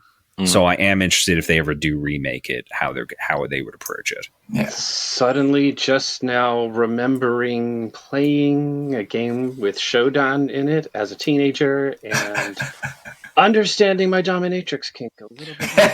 Yeah. She is not a fun kind of scary for me. Thanks for putting that together for me. Look at you, hacker. Did a great session here today. I think we made a breakthrough. The safe word is broccoli. She is a great villain, though. Like, she takes the cake, and like the game is so fucking well done. Otherwise, it is a little janky at some points, but like it's to be fucking expected. Right. Sometimes, and an enemy's halfway clipped through the floor, but hey, I'll take a little jank over a season pass. Yeah, absolutely. So I only have 2 games. So well done. I only have 2 games, and one I'm going to get to. The first one is I get to play a horny Greek man, which was Assassin's Creed Odyssey. All right. I started the game because this is like during a weird time period where Ubisoft needed to compete with The Witcher 3. Yeah. Which isn't possible because it's The Witcher 3. Right. So instead, they're like, we're going to make an Assassin's Creed game that's not an Assassin's Creed game. It's more of a role-playing game, but it's like in ancient Greece. It's pretty good. Like it's pretty solid. Well, like Origins, that and Valhalla are kind of a piece. Yeah, Origins is an Assassin's Creed game. I like Origins too. The ancient Egyptian setting works. But you can see where they were going to transition into what they did with Odyssey. And Odyssey kind of folds in some of that super fucking fun shit from and it's funny and stupid, and it knows what it is. It's not trying to be like any deeper or more complex than what it is. Like, it's funny as fuck in a real stupid way. Yeah. And I got to sleep with everybody. It's great. Because ancient Greece. Fuck it. Yeah. Literally. And the other one was, and Shadowlink knows this, is, all right, look, fuck Sony. I really wish they didn't, like, fuck over this developer by, like, making the game unavailable in 100 and something countries. Yeah. I'm sorry, guys. I really like Helldivers 2. It's so crunchy, man. I play that game so much. I've shot Shadowlink in the face so many times. Yikes. We call that a Cheney around here. There were times I'm like, okay, I figured out how to use this weapon. I'm not going to kill him this time. And then I just fire it. I'm like, all right, I figured out the range. It's fine. I look over to my right, and I'm like, oh, Shadowlink's fine. Cluster explosive just goes like, whoop, boop. It just hits you right in the head. Well, thank you, Shadowlink. You bastards. Here's the thing. what it came down to for me between EDF6 and Helldivers 2 was the amount of damage you could do to a teammate. For real. Yeah. I'm sorry. EDF wins. Like, you can literally nuke your entire squad. Like, for sure. Launch them to the limits of the fucking level. Helldivers 2 did something really, which is hard to do. They made dying part of the experience. 100% fun. Yeah. Oh no. And it's not just that, but like they coordinate this fucking. It's a role playing game in and of itself. You know, they've got people coordinating what happens. Yeah, they got a guy. They got a guy who's just coordinating the game. His name's like Josh. Yeah, it's like Joel. I think Joel. That's what it is. Joel is like the game master of Helldivers 2. And it's great knowing that they just have like an actual guy in this studio where it's like, my job is to make the story. Seriously. Guys, we got to squat up again. Because they brought the Illuminate back. They're and that's what I've been waiting so hard. for. Oh man, they're so hard. They kick our asses. Oh, of course they do. They were always hard. Like in the first game, they were just like, you feared them. Yeah, but like not in the way that I was expecting from the first game, because now they're like, okay, we're going to do zombies, but also War of the Worlds, but also the most enemies you've seen. A little bit of Mass Effect in there for sure. A little bit of Mass Effect, yeah. There was this the entire time. Like I've only got about maybe 50 hours in it or something, and it's because I got distracted and then like moved, and tons of shit happened last year. It was fucking wild. Yeah. But like the entire time I was playing it, even on some of the more difficult levels, when I was kind of being carried, I felt like they were holding back. I was like, well, they could put way more things on screen. They did. They've heard you. They heard us because I didn't say it out loud. I didn't conjure. It wasn't like candy. They knew. No, they knew. And like sitting there in his chair, he's just thinking, sometimes they need to win. Like the level of camaraderie, like the amount of digital hugs I've given people, and like the amount of Steam friends have increased immensely, because it's like, because I've like 4-player co-op games like Payday 2, for example, like other games like Darktide. Yeah, like there are games the Vermintide, Darktide, whatever. I've played these games, and this one, there's just for some reason, maybe because it's just silly. Yeah. I guess Deep Rock Galactic, but even then, not even that game has made this level of like connection between players. And I think it's just because it's silly, it's extremely violent, and you're going to die constantly. Oh yeah. It definitely sits on the shelf next to stuff like Deep Rock Galactic. Yeah, there's something about it though. That's the Space Dwarf one, right? Yeah, that's also a very good game. I do like Deep Rock Galactic's fantastic. I love Deep Rock Galactic. Yeah, I got to get into that one a little bit more. Yeah, we haven't checked it out yet. It's good. We could all play together. It's a small game. Yeah. Hold it right there, listeners. We'll be back. All right, bye. Those are really the only two. I'm sure I played more, but those are like the two that really stood out, because I'm like, all right, what are the two things I played the most? And it's like Assassin's Creed Odyssey, because boat in Greece, and Helldivers 2, because I just shoot Shadowlink in the face by accident most of the time. It's a jolly fucking good time, you guys. It really is, yeah. It's a hoot. And like it kind of does the Verhoeven, I mean, it does guys, it's Avalon. You realize that, right? Mm-hmm. Basically, Avalon. I mean, my conspiracy theory too is that when we're fighting the bots, we're actually just killing people. Very Ender's Game of you. There's a lot of and it's funny. Oh no, the democracy officer. Well, they do. Are really funny because you could post a question like that, and then you'll get like in kind of like character responses where like I've already reported you to the players are such good. Random people are such good sports when it comes to like just role playing the game. Yeah, like you said, Coin Ops, they definitely really leaned into the Verhoeven nature of. I mean, Starship Troopers. It's Starship Troopers, the game, but like wider than like way wider. Yes, the fact that you could name your ship shit like I love the Princess of Family Values. I was gonna say I love the duality because you named your ship the Princess of Family Values, and I'm going Warhammer 40K with it as the Harbinger of Iron. And it's just, and I looks scary. My character looks scary as fuck. Yes. Yes, armors they've added to the game. No, it's a lot of fun. Menacing as shit. But oh man, and yeah, they got some paid shit, but you can earn that stuff in. Yeah, you can earn it. It's fine. So it's not bad. And honestly, if you do want to pay, like this is the one game I've never felt bad about it. Yeah.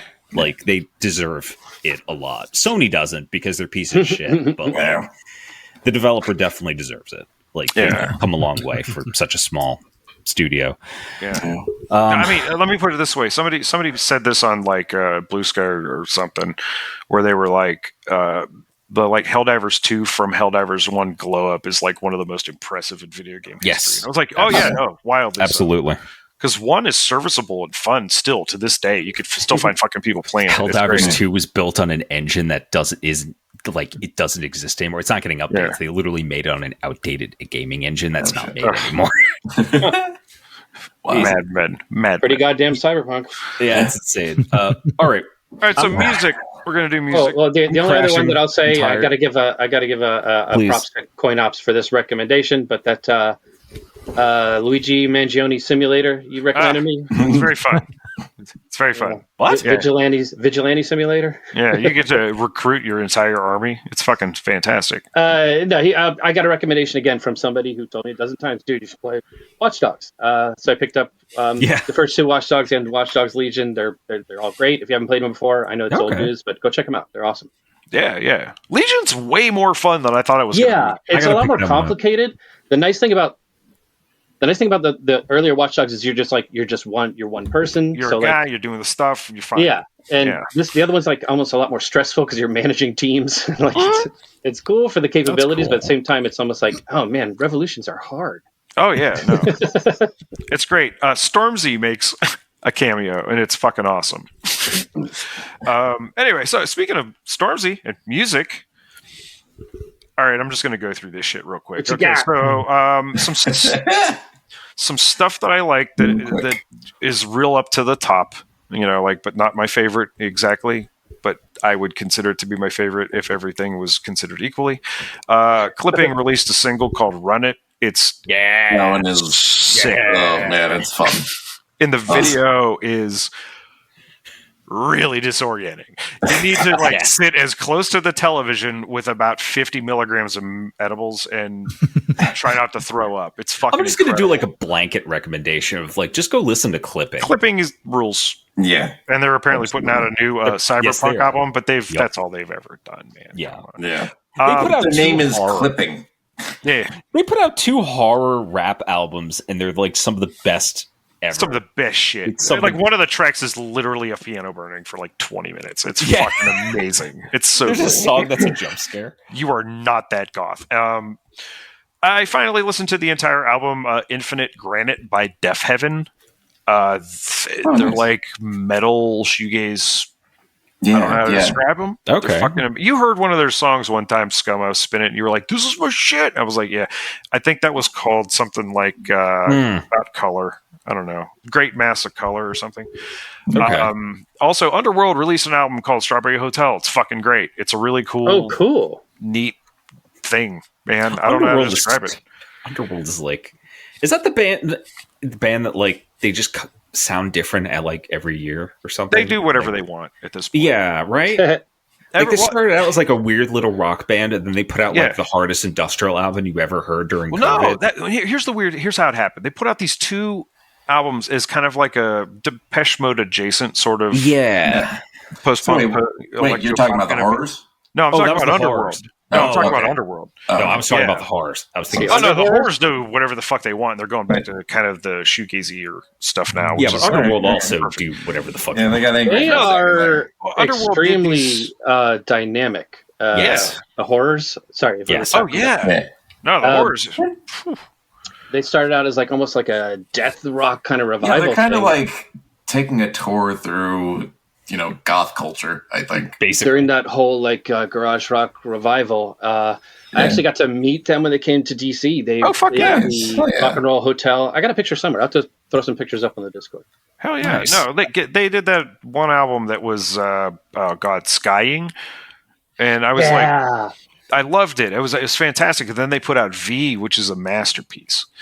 There's like that. What a piece of fucking work. Because it's weird. It's different. It's a little bit tighter and a little bit weirder. It's kind of like when like Clutch put like 3 albums out, and then they did like Reset the Clock. He mentioned Clutch.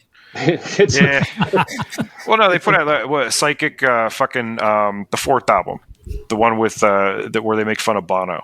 It's but it was like just that really alone weirdly, is good enough. Yeah, no, Psychic fucking I can't remember. I'm sorry. Well, it's a really good progression, and it's not like immediately like it works. Right. It's not immediately like obvious, but it works. COVID fucking horrors put 2 of the bleakest fucking industrial EPs I've ever heard in my life. I never heard I tried to I'm like, you mentioned the horrors, and I'm like, who are these fuckers? Because I listened to their stuff, and I'm like, all right, this isn't quite my thing.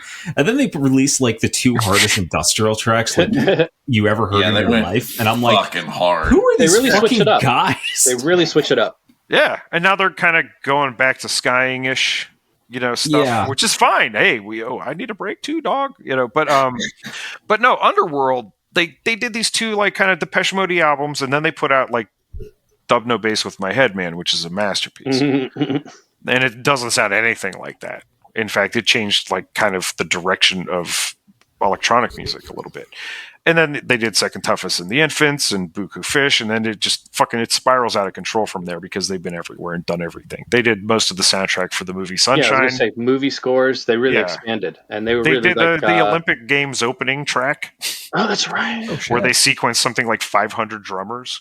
No, there was like really live drummers, like trendsetters in the rave music scene for sure. Yeah, and beyond. So actually, that's the point. And beyond.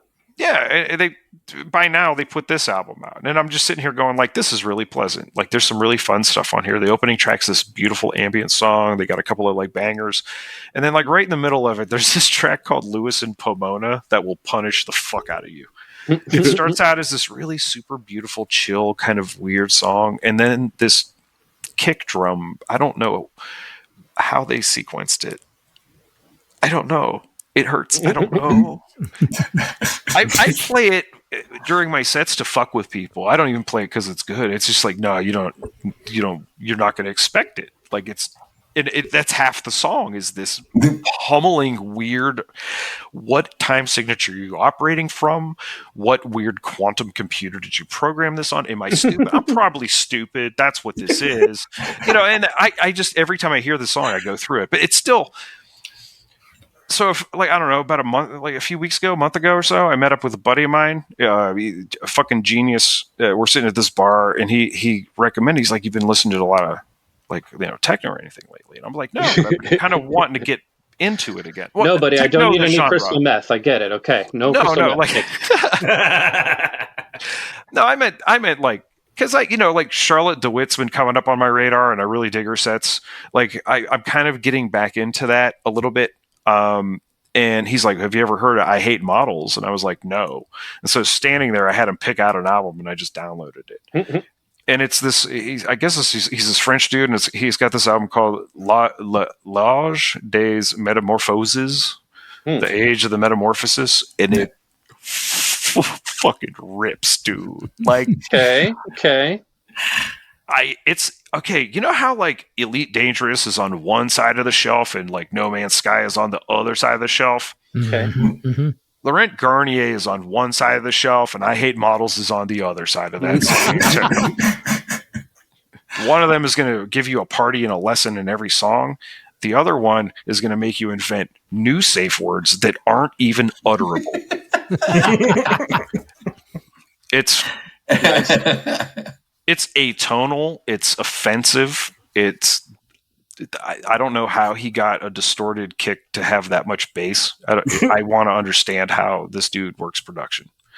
Again, we're gonna link off to a lot of this stuff in the Discord and the different fields we have in there after this episode drops for sure.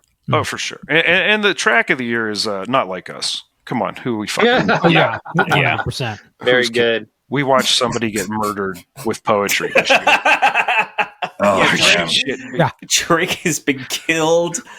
He no longer exists. Look, this hasn't been confirmed. But I read somewhere. So Kendrick's going to play in Toronto.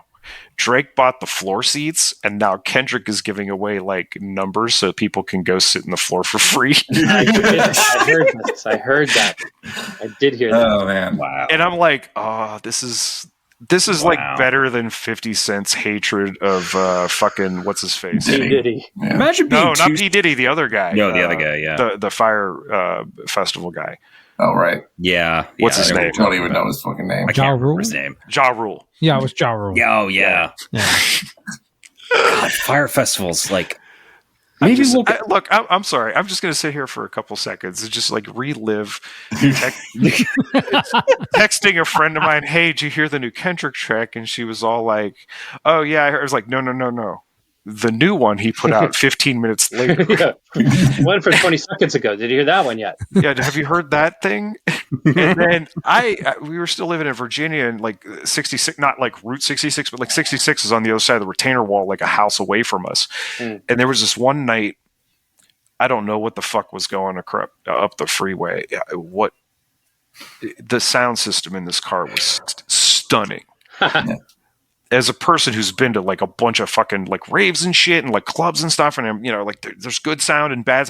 This was crystal fucking clear over like a 12-foot retainer wall. Nice. Just rattling windows of Not Like Us. And I was sitting there going like, man, Drake's done, huh?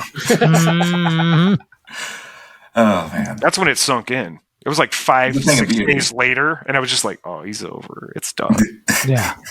Shit. I never watched Degrassi. I didn't realize he was the one that got shot. That's why now all these memes where he's in a wheelchair make sense. I was like, oh, okay. I thought Kendrick did that. What you guys got? I have... No one listened to music. I was going to say, because I was letting other people go first. So. I'm looking for an album name. I can't remember. Oh, what's on my Bandcamp? Yeah, I didn't really buy a lot of new music this year. I think. But what'd you hear? What'd you like? You know, what slapped your? I mean, Her Noise's Violence is always great. She put out a track this year, last year, I guess, called Rave Forever Original Mix, because she does like really cool ambient noise stuff, but then she just puts out like just straight up techno. Like she's a really good DJ. Yeah, shoot me that shit. Yeah, no, I like Her Noise's Violence a lot. And the other two big Titanic albums I was listening to, like just on repeat to relax, are both like every year Cryo Chamber, the dark ambient label, puts out a Lovecraftian themed collaboration album that are like 2 to 3 hours lovely for the long. Holidays, you know. Yes. Yeah. And every time they put out a new one, they put all the other ones on sale. So I bought like 3. Proper. Yeah. And the 3, like, and again, like with these 3 albums, there's like 5 hours of music. So the collection's a Yig, Haster, and Jukshab. Nice. Named after Eldritch deities. Let's say less, okay? We don't want to drive anybody insane. Yeah. There aren't any tracks named after Lovecraft's cat, right? No. God, I hope not. Just double check. Didn't want a milkshake. There's not even a track list. It's just 2 tracks called like, 1 and 2, and each one is like an hour plus long. These people were like, yeah, this Brian Eno guy's into the right idea, but it's just unbroken because like they have so many artists on their on their label. All right, that they is it like a mixtape of different artists, or are they just doing something live? Like, well, no, not even. It takes like an entire year to make because all of these artists are collaborating together, talking to each other, working on this thing because they're all mixed together. They're all blending into each other. All right, wait, can I do a real quick tangent on that idea? Because that's a brilliant fucking idea. Like we've talked about this idea before when we did the Billy Idol Cyberpunk album. Yes. He had like his bass lines mailed from the Living Color. I can't remember which one it was. Like imagine if he could do that album, but like today. Oh, for sure. And then like fast forward a bunch of years, Peter Gabriel had this project called Big Blue Ball that took like 10 years to get together, where he collaborated with fucking everybody across the world. But all they did was email wave files back and forth. Yeah, like you wouldn't be able to make these albums, and that's why they only do it like as a yearly thing, because every year they put out a new one. And there's like, hold on Yig, there is 1, 2, 3, 4, 5, 6, 7, 8, 9, 10, 11, 12, 13, 14, 15, 16, 17, 18, 19, 20, 21, 22 artists on one album. Wow. Right on. That's what's up. Yes. That's what's up. They're incredible. They're really good dark ambient. It's all right. Really cool. And they all sound different. They all, like, Yig is kind of industrial, weirdly enough. Wow, man. Hey, look, I'm looking for new, weirder, like drone ambient stuff. Like, that cryo chamber all the way. Requiem out of DC, right? Yes. They got this album they put out that was called like Pop something. It's funny. It's very tongue in cheek. Okay. That basically sounds like you're falling through the atmosphere of Jupiter. It's fantastic. Awesome. That's cool. Yeah. Then they've done other that's them with like a guitar and bass too on top of everything else. Cool. Like, yeah, I like that. Their visuals are fantastic, but their earlier shit, they're like 11, 12-minute tracks. Ugh, it's so good. Someone could work in guitar into like into ambient. Oh yeah, it's like that. It doesn't happen very often. I think there's like one cryo chamber album. I can't fucking remember who did it. I know it's called Against Civilization, where it's like the only album in their entire label that like has really good guitar with the ambient. Right on. It's like so fucking. I love that shit, dude. Even the Orb did some shit with David Gilmour, and at one point he picks up a banjo, and it's like, all right, sure, why not? Fuck it, let's go. I'm high enough. This is 18 minutes into this song. Yeah, that's really my music choice, I guess. Yeah. Well, no, it's a different animal. So ambience. I'll tell you what, my touchstone for this stuff, where I don't know, the fulcrum for like my listening to ambient. It started with like Aphex Twin and all this other stuff, like Selected Ambient Works and all that shit. But when Future Sound of London put out Dead Cities. That's when I was like, okay, this can go in 1,000 different directions. And some of it's going to be the stuff I want to listen to when I just want to listen to the Orb play the rain for 13 minutes.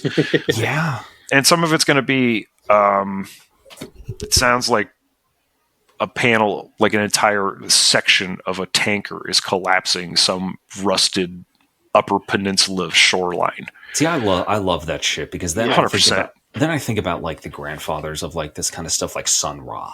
Yeah. And I'm like, I love that shit. I love Sun Ra so much. I love Sun Ra. Damn right. He was a god. Don't know what to say. We gotta do all right. I think Tubi has Spaces the Place. We have to put that in the chat and watch it with everybody. Yeah. Wow. Okay. All right. Okay. When I went to the African American Museum in DC, I saw his application to NASA, and I will never shut up about it. I forgot he did that. Yeah. That was like one of the sickest things I've ever seen. If there was anybody who deserved to go to space the most, it was Sun Ra. He had the divine madness. Yeah. He's got a song about exposing Batman. What are you talking about? He's the shit. He knew what was up way before we all like post-deconstruct modern bullshit on our fucking like Batman. And suddenly like, he's a billionaire. He could be doing more than beating up people desperate to fucking survive. You know what I mean? Like, he was way ahead of the curve. He's like, I'm going to call this fucker out. Yeah. Tell Robin to watch his ass too. Like, it's good. Only a god could do such a thing. Yeah. All right. Who else? Anyway, that's me. So I listened to a lot of playlists and tuned out a lot over the last year. Yeah. But there was one, there were a couple artists that, like, at least new artists that came across, came onto my radar that I decided to dive a little deeper into. One of them was Rain. I like the album Reincarnated. It's pretty much like a standard industrial poppy kind of sound. Right. But I think they did it pretty well. Look at this guy with his fringe haircut. I mean, look. Some of that stuff's a lot of fucking fun, man. Like, it's great. I'm giving him shit because I like that shit. No, I can't say shit because like I think I got this before. I don't know what the fuck we were reviewing, but I bought this collection and I got it kind of as a joke. And it turns out most of the songs on it are good. Okay, yeah. I've seen stuff like that. It's called like it's various artists, obviously, but it's called and there is like Jesus Christ, fucking 66 songs on this collection. What the fuck? And it's called Sit Down, Don't Be Chewing or Eating or Drinking Anything. It's called Gothic Music Orgy Volume 8. You are going to burn this, and you are going to send it to me. It's better than that. Right now. There's a song on there called Extize, EXTIZE, called Chat GPT is Gother Than You, and I have just been chuckling as I play this thing over and over again in my head. Oh, that's okay. That's amazing. Oh, this is a recent thing. I thought it was like a Cleopatra. This is from 2023. Yeah, this is from like 2 years ago, and or a year ago when I got it, and I was just like, you know what, this is very provocative type. But like Gothic Music Orgy Volume 8, I haven't seen 7 through 1 anywhere.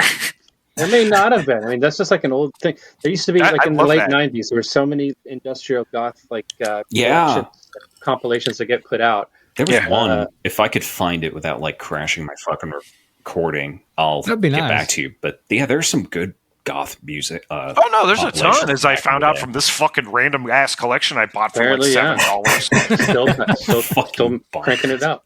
It fucking bangs. Yes, I'll rip that shit.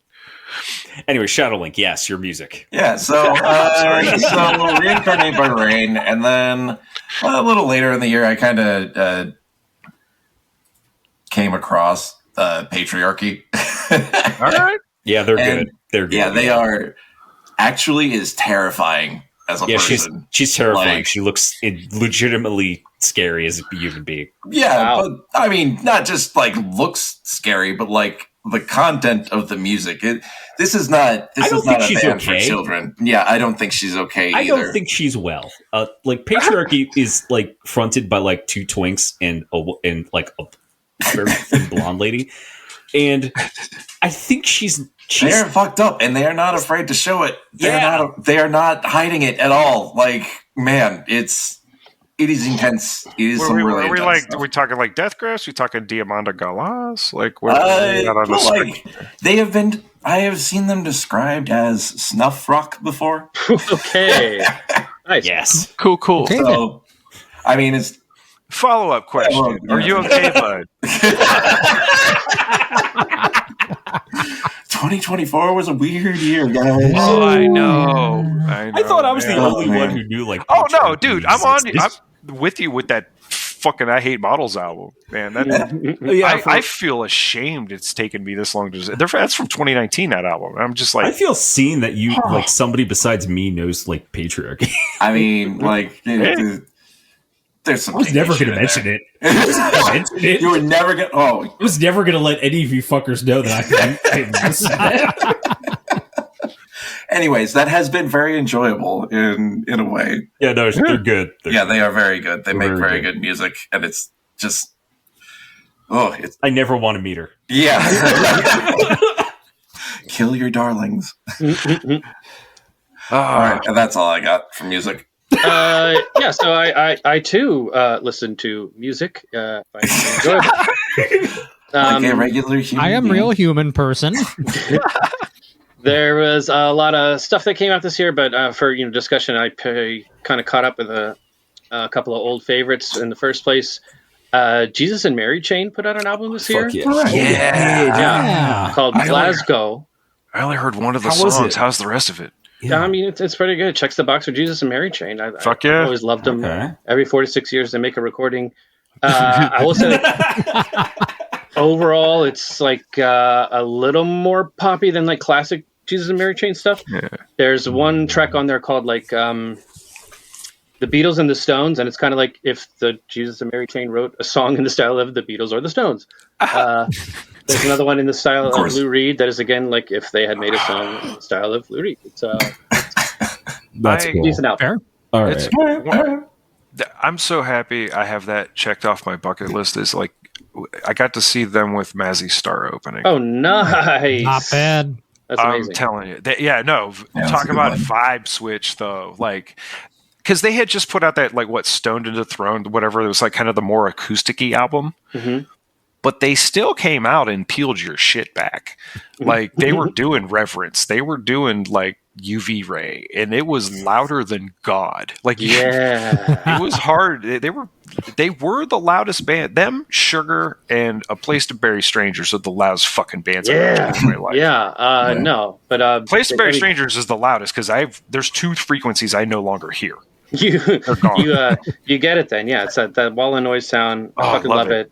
And they still in my opinion, they're still delivering it on the new album. On the same kind of tip, I love the Ravenettes. I've loved them since they first came out. They kind of spearheaded the sort of garage rock revival, the fuzz tone, distortion, wall of noise progression that happened in like the mid-aughts.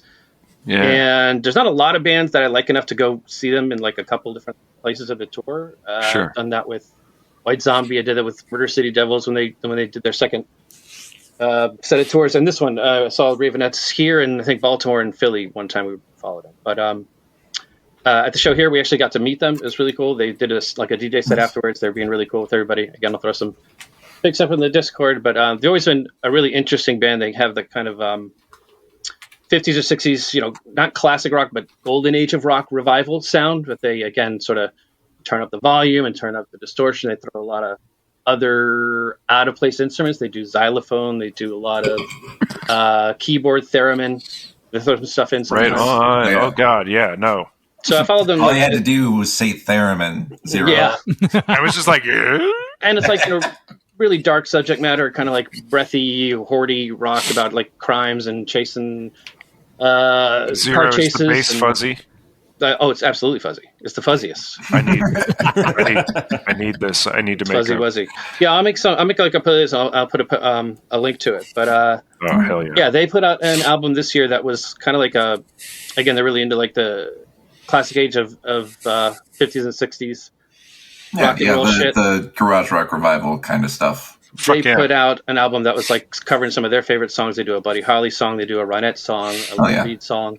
I love it's kind of in that style of those old 60s artists who would put out like a compilation album, and they called it The Ravenettes Sing. So all right. Like fuck yeah, man. Right along those lines. And then like a new to me band that I checked out this year that just kept my rotation was Acid Mammoth. This album, Under Acid Hoof. All of those words are in the Bible. Fantastic droning like sludge metal. Okay. On this album, there's like Tree of Woe is one of my favorite tracks, and Jack the Riffer. It's pretty good. Fuzz Orgasm, if you're really into that fuzz tone. All right, I'm all about this already. So yeah, that was kind of where my head's been, lately. Fuck yeah, Acid Mammoth. That just they give it away in the title. That's great. How many gallons of acid would that be? Psychedelic. I've done up to 17, CIA's so worth? I think I would go to that show. I would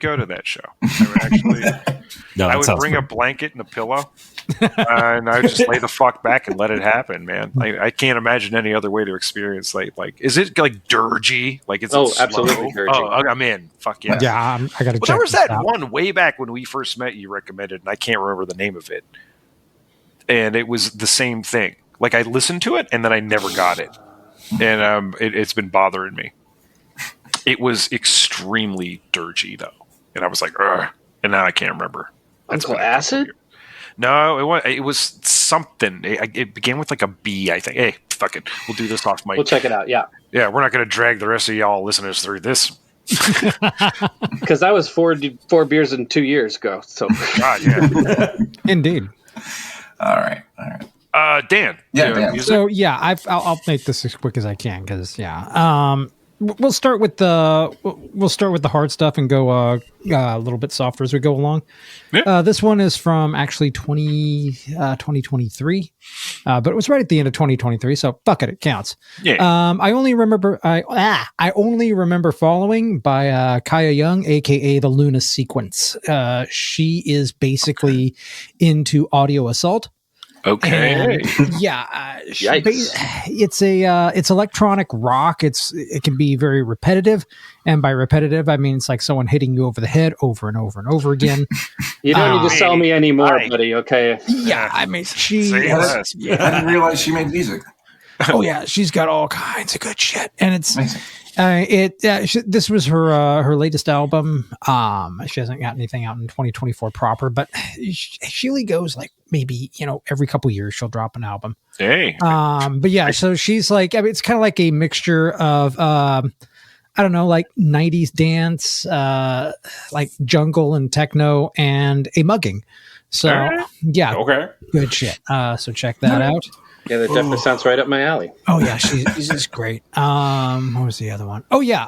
So I swear to God, I'm not into this band just because of their name. I'm into this band because they're fucking awesome, and they're called the Messer Chups.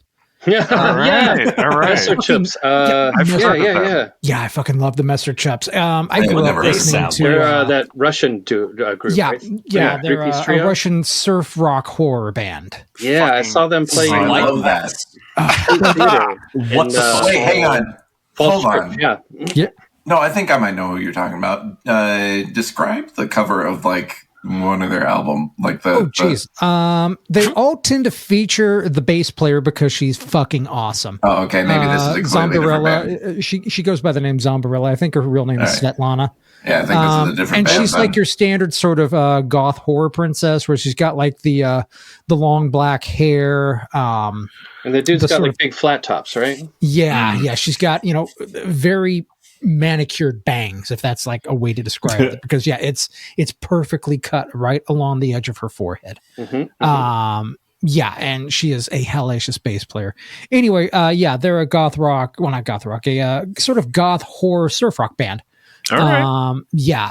So if you're into that at all, you got to check this out, because they know what they are. They know that they're kind of doing a cheesy thing, and they just lean into it, and it's fantastic. Fuck yeah, if you like horror pops, you definitely be into them. Oh yeah, absolutely. That sounds cool. And they're just freaking good. Let's see here. What was the other? I had like 2 or 3 more. Yeah.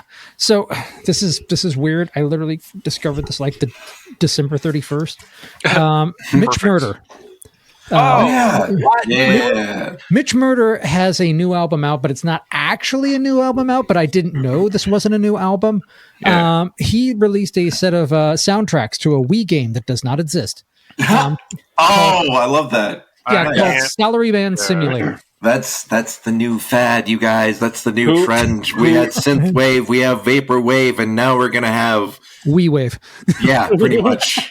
Who's Mitch Murder? 2000s corporate design wave. Oh, you don't know Mitch? Oh yeah, I guarantee you've heard Coin Op spin Mitch Murder, because I've absolutely spun Mitch Murder. That's what Mitch Murder remixes. Mitch Murder does In the News. It's got like it's pretty good. Yeah. Like it's not as aggressive as like Carpenter Brute. No. Yes. It's not quite actually even a little spacier. I would say it's than Perturbator. Yeah, absolutely. Yeah. But it's not as like it's not like oh god, who the fuck are they called? I can't remember right now. It's Toro y Moi. Yeah. Oh yeah, yes. It's not that far. Yeah, it's not that different kind of filtery fun stuff. This is straight up like there is a neon grid made out of vector graphics coming towards you from a point. Yeah, and there is a sun in the distance that is made up of slices. Isn't he on the Kung Fury soundtrack? Yes, absolutely. Yes, he did. Yes. That's probably where I first. Well, I've seen. Kung Fury. I feel like he hasn't. Oh, but if you don't know Mitch Murder, you're about to go down fantastic rabbit hole. Shout out to Two Beans for getting me into Mitch Murder all those years ago. Holy you fuck. can go to Mitch Murder's Bandcamp, just fucking select something, because there's plenty there. It doesn't even matter. I mean, you don't have to start with Salaryman Simulator. So back to Salaryman Simulator for a second. I didn't know this wasn't a new album, because I just had not come across this album. Salaryman Simulator Executive Edition is the new album. But what amazing. This is a compilation of 3 soundtracks to 3 Wii games that do not exist. And these are Salaryman Simulator, Salaryman Simulator 2 Corporate Retreat, and Salaryman Simulator 3 Remote Business. I'm sure I could find games that are equivalent. And That's if you fucking have ever listened to music from a sort of standard Wii game, that's what this is. Yeah. I mean, it starts up with like, what would be, I guess, sort of like the title screen for this game that, once again, does not exist. And you can see the fucking game. He's basically like alternate reality. Man. Like he's got an album that's like Top Gun. Like you look at the absolutely. It's just like but it's dozens not. of samples from the 80s and 90s. Videos are just like on point with all the ridiculous I really like the trend. The Airwolf theme or something too. Like he did one of those themes right up his alley.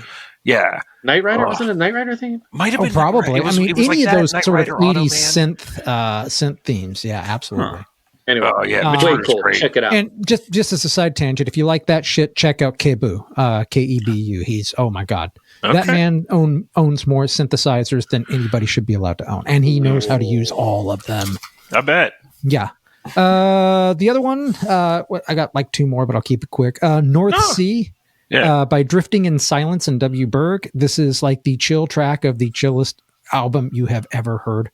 Okay. You can just sort of put this on and drift away. It's about the North Sea, and you feel cold while you listen to it. I mean, it is wonderful. Drifting in Silence is sort of a space and ambient artist out of Raleigh, North Carolina. I think his real name's Derek or something like that.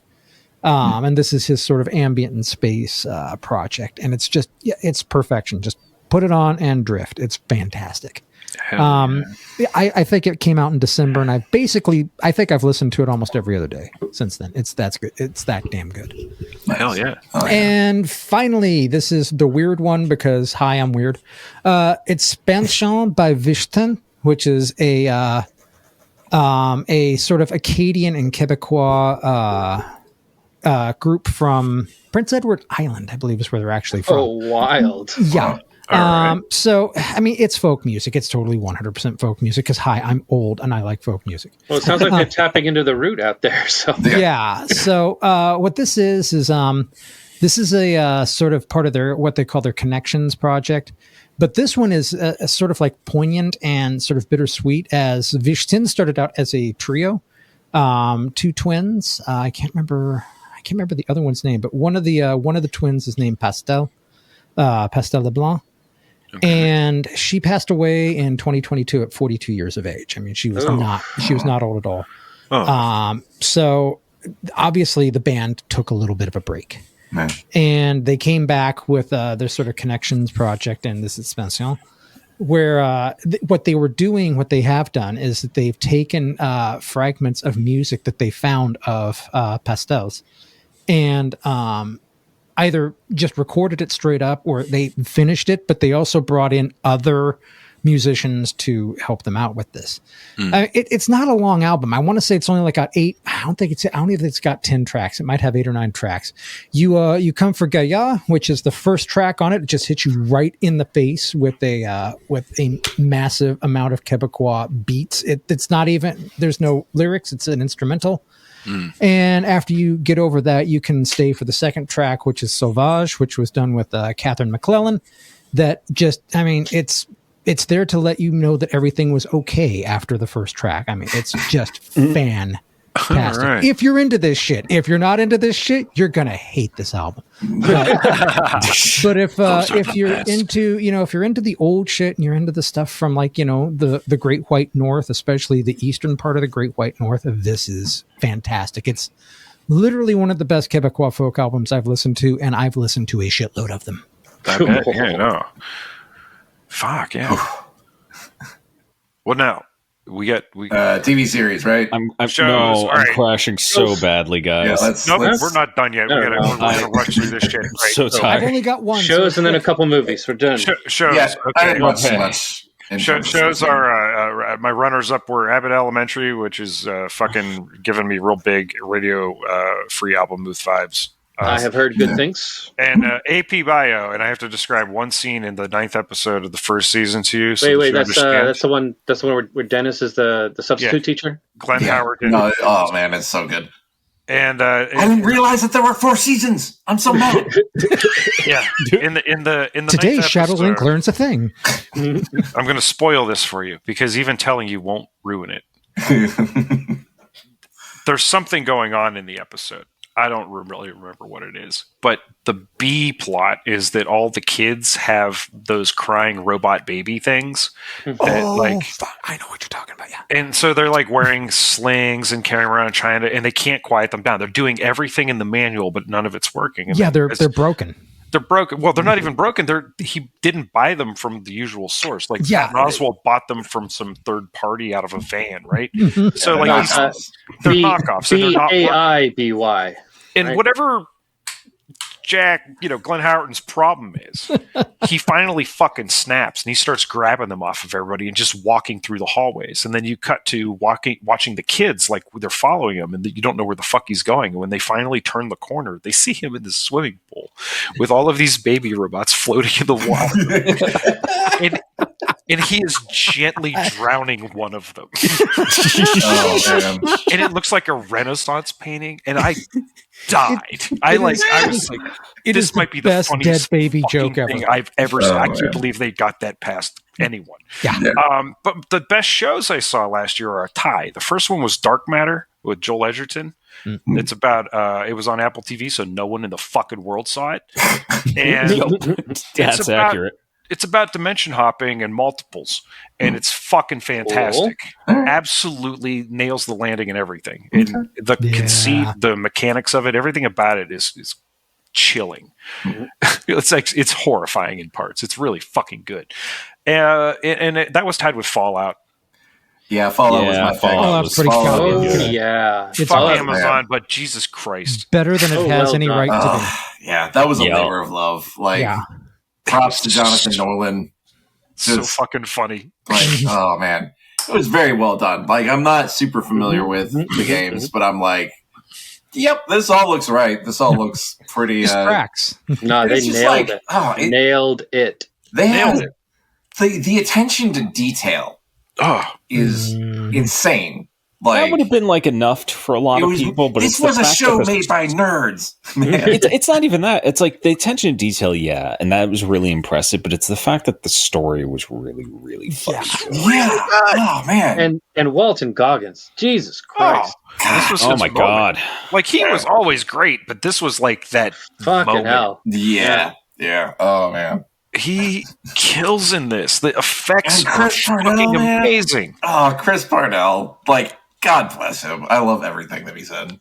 I love every part that he's ever played, I guess. The cameos are so well executed. Yeah. I think I did not expect Fred Armisen. Wait, hold up. What? Sorry. Zero, go ahead.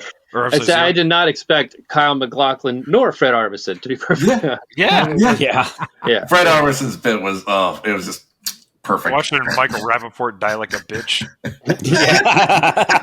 It's like the show knew. And Kyle MacLachlan. Oh man. I love that dude. Fucking Paunch.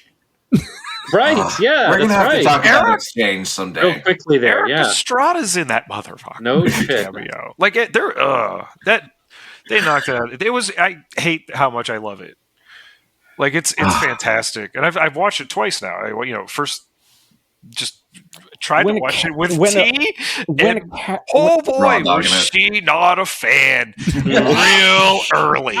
She never got to like Matt Berry being. Well, I mean, they had the fucking giant axolotl made out of human limbs, so. Oh, she was not okay with the finger mouth. It was. She had problems with this thing. When the best character, who doesn't even have a name, is a chicken fucker, dude.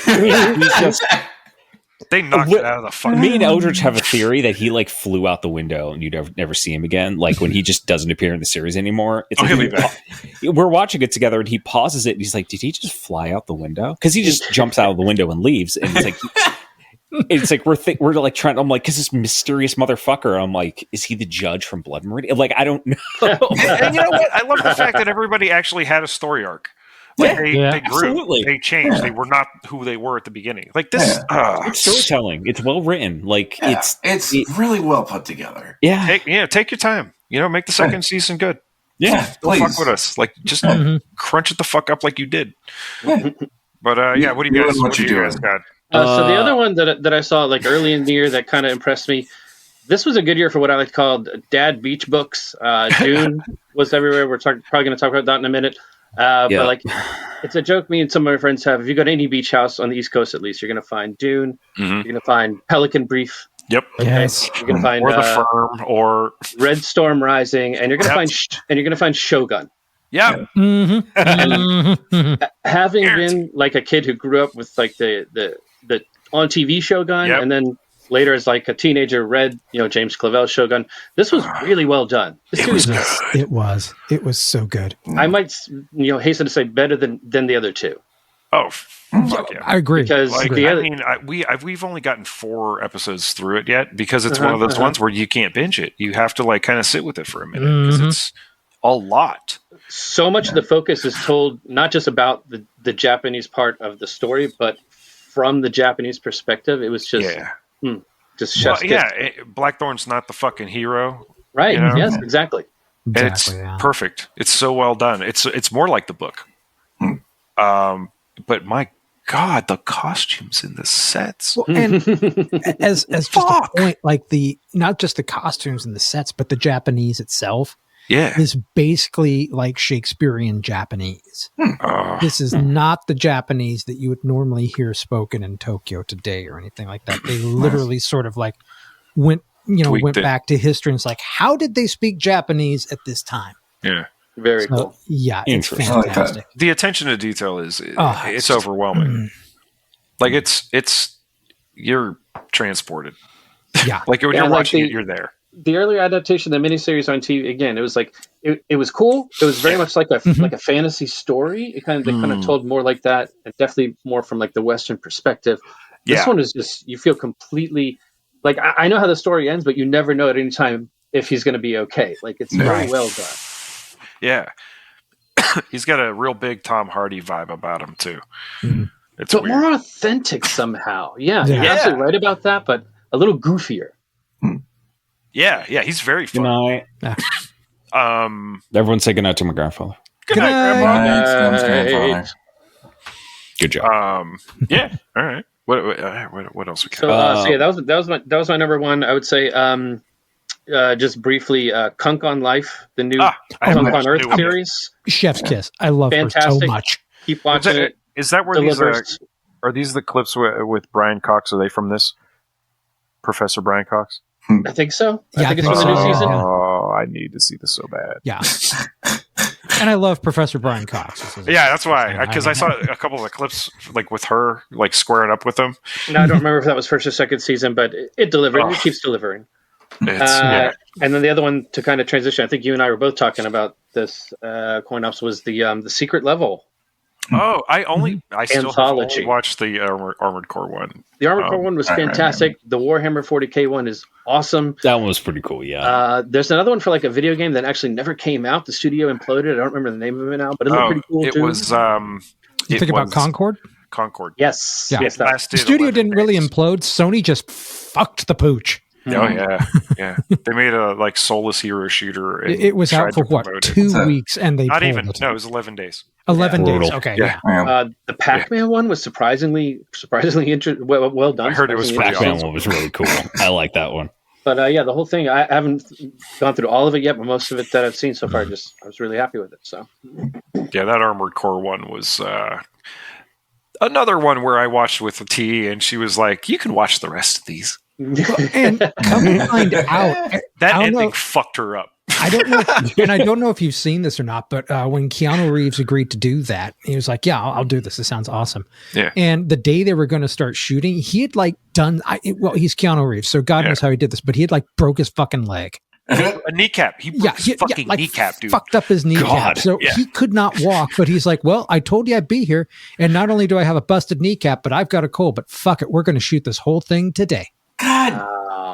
Oh, man. Brutal. The world does not deserve Keanu. No, they do not. And it's like, I told you I'd be here, and I'm here. And yeah, this hurts and it sucks, but let's get it done. He's breathtaking. And occasionally he had to go out for a smoke break. Maybe pop some painkillers or what the hell ever. I mean, give the guy whatever he needs. Oh, it's all on the screen. Yeah, It's that's the fair. reason. That's the reason true. his character has a limp. The character didn't have a limp I was going to before say, that. yeah, he was definitely Oh. limping in the fucking animation. Absolutely. Yeah, It's like this will the look director better was this just way. like, no. Tell you Is what, that work method with that. acting? No, that's just Keanu showing Reeves. up for work. That's what that is. One of my favorite things was when he was on. Oh God, what was it? It was like the Late Show with the Scottish guy, Craigie. Yeah, Craig. Kilborn. Craig Ferguson. Kilborn. Or Ferguson, Yeah. the good Craig. And Not and Kilborn. Ferguson had fallen off his motorcycle recently too, and he was kind of banged up for it. And Keanu Reeves was like, "Well, were you going a high rate of speed?" And Ferguson just leans across the desk and says, "What the fuck is the motorcycle for?" And they high five. Proper. God Ferguson's damn, funny as fuck. Yeah, Ferguson and Reeves. I mean, they could make a show, and I'd watch that. They don't even know what it is. So the Drew Carey show, right? If I missed the opening theme song, I could watch the show because I fucking hated it. But Craig Ferguson was the best thing about that show. Like hands down. And when he got a late night show, oh my God. Yeah. When he got the fucking robot, it was over. It was the best like late night Yes, show it was. ever. I thought sort of Conan was the pinnacle, but I think he got just above it. Yeah. Yeah. Especially Conan with the still robot. does As soon as the amazing. robot showed up, I was, oh my God. I was like, well, you win then. Like it's over. You don't like Andy Richter's awesome, but you have this fucking robot with a mohawk. What the fuck are you doing? We gotta keep going, guys. Yeah, what else we got? Yeah. We got movies. I got. Wait. We done No, with I got- shows? Is that it for Yeah, shows? I got 2 shows. I got 2. Was the final season of What We Do in the Shadows, Oh, I yeah. I know. haven't- Yeah, I that haven't- show's so good. which was bittersweet. It was really good. I guys liked it a want to catch lot. up. It's a good That's show. I'm not going to get into it too much detail. Just watch it. It's funny as fuck. Fuck yeah. And I actually recently wrapped up because it was only 6 episodes, and I can't believe it took them how many years to make this fucking series. I watched Dune Prophecy. Yeah. Nice. Right. Yeah, that was one. yeah. It That I was bit better into. than I expected. There's not as much action in it as the Dune movie, so you Sure. have to really like No, the it's fine. political. Yep.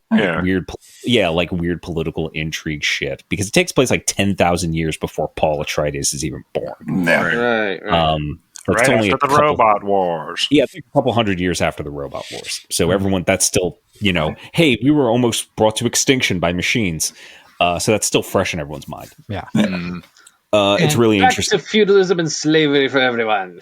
Sort of. It's not. Their great house system is weird.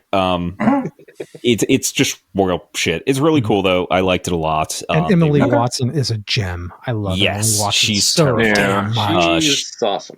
Yeah, she's great. It kind of captures the same feel of like esoteric technology, but when they use it, it's really practical. The sets are really cool. Clearly had less of a budget than the films, but they managed. But it also got Ragnar of Arabia. Yeah, he plays like a weird Viking Rasputin. I like him. He's really good. He looks insane. I forget the actor's name. I just know him as Ragnar. Yeah, absolutely. Yeah. And that was it for me for a TV series. Yeah. Who else? Anybody? I got one. It's real quick. It's not new. It's new. Well, it's not old or anything. And it's an anime series, and it's sort of like my comfort food. It's I think the Japanese call this what is it, Ishiyuke or something like that. It's a genre of anime and manga and all that, where basically the entire point of it is we can have nice things and everything can be nice. And the name of the anime is called Yuru Camp or Laid Back Camp. It's about some high school girls that go camping, and that's it. I mean, All right. Man. Look, the sort of like drama in a given episode could revolve around something like, what flavor of ramen should we take on our camping trip? Wow. I mean, Man, there's I've no been like, there. Something new today. Yeah, that's No kind of like one's- what they did this with, is relatable as fuck. yeah. Well, No one's trying to steal anybody's boyfriend. There is no like, Murder? He said, she said Suicide. kind Yeah, of there's no thing. murder. This is what it looks Slice like of when life, friends yeah. hang out. Yeah, that's literally what it is. It is literally friends go camping, the series. You know, Wow. What is that? I don't know anything about this, and I don't know if I'll ever watch it. But goddamn it, I'm glad things like this exist in the world you because should check real. out a couple episodes of it. I mean, it's just one of those things that after like the 20-minute runtime per episode, I mean, it's like standard episodic thing. 20-minute runtime, you just sit there and go, Yeah. Okay. And then you put on an episode of 8th MS Team. Yeah. You got to break it up. You can't. I was going to say to close out on series, along the same flavor but a lot worse. Uzumaki. The first Animation. episode was fantastic, and I've been afraid to keep going. Yeah, It's rough. It gets rough. My It's daughter rough. is a huge Junji Ito fan, and she was Same. like, "What the fuck happened?" I mean, that's It's literally so what she ru- came up to. It's real rough. It to the point where I think where it's like almost a crime because they were literally like someone from Adult Swim was like, no, the producers fucked us. Like we got fucked. It was not meant to. Like something happened. Yeah. Because there's a big drop off in quality. Yeah. Eventually, the story will come out. Eventually, in a few years, I hope. Well, I hope we learn what the fuck happened. Like that something. first episode, though, is something special. Oh, legendary! Like incredible animation. But then you get to the second and third episode, and it's like it looks real bad. Mm-hmm. This is like the opposite of how the Matrix came to be.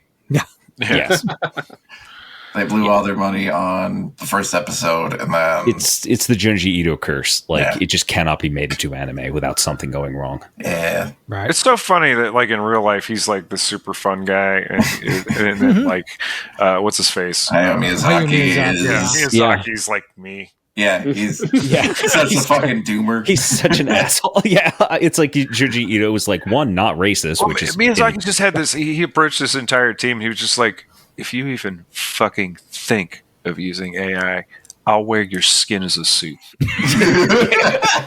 I'm poorly translating. Well, this is also translation the of same it, guy but, that like, sent a katana to Harvey Weinstein, I think it was, Yeah. to basically say no Yeah. cuts. Yeah, yeah, he's Terrifying hard as you. fuck. Yeah. terrifying. You big. Yeah, He animates the most beautiful food I've ever seen in anime. And he absolutely. animates the most beautiful anything. Someone flipping through the for phone sure. book would be Fucking- beautiful to watch. Jesus Christ, I've loved everything I've watched of his. Yeah. I've purposefully not watched all of his shit so that I have something to fucking look forward to this year. Yeah.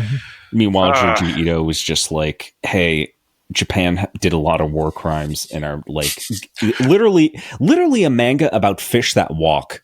It was literally about like Japan's fucked up past. Yeah. And I'm like, this dude's awesome. He's really nice. I'd love. And he just looks like a normal dude. Yeah. He's a normal dude. He has fun. He has a cat. He made a manga about it. It's adorable. I think that what's his name? Yoko Taro, the guy that made Nier.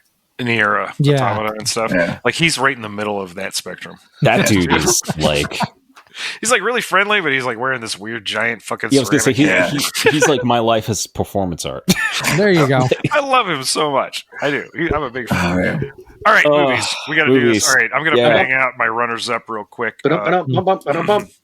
So, in no particular order, my runners up are Immaculate, which has one of the best end shots I've ever seen in a fucking movie. Go watch Immaculate. Stop everything that you're fucking doing and go watch that's a Immaculate. good I one. love that movie. It's fantastic. Yeah. This has been a great year for horror. I gotta say. Right. is. I'm trying to shake it up because I Right. was going to write a bunch of horror down, but I was like, I can't just do that because I didn't see some other good movies. Yeah. But Kneecap, it's real fucking fun. It's about this basically Northern Ireland rap group from a few years ago that came out kind of nowhere and started rapping in Celtic. And then I saw this, yeah.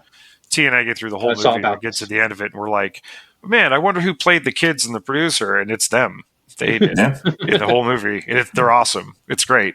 It's fucking awesome. It's totally Yeah, I worth saw the checking out. trailer for that, and I'm like, it's really brave of them to admit they just got their asses just handed to them constantly. It's fantastic. Like It's they a got the great shit fucking- kicked out of them. Yeah, it's a great piece. And then like Michael Fassbender plays like the absentee IRA dad who's a kind of a piece of shit, but also cool as fuck. Like it's great. It's I don't know, it's worth watching. Heretic, the Hugh Grant lures two I wanna see that real bad. Mormon ladies to his place, and it's really good. Yeah. I want to see you, Grant, as like a psychopath. Yeah, it's cool. It didn't do the thing I thought it was going to do, and it's better for it. I thought it was going to turn into some sort of like weird Clockwork Saw sort of thing, but it doesn't.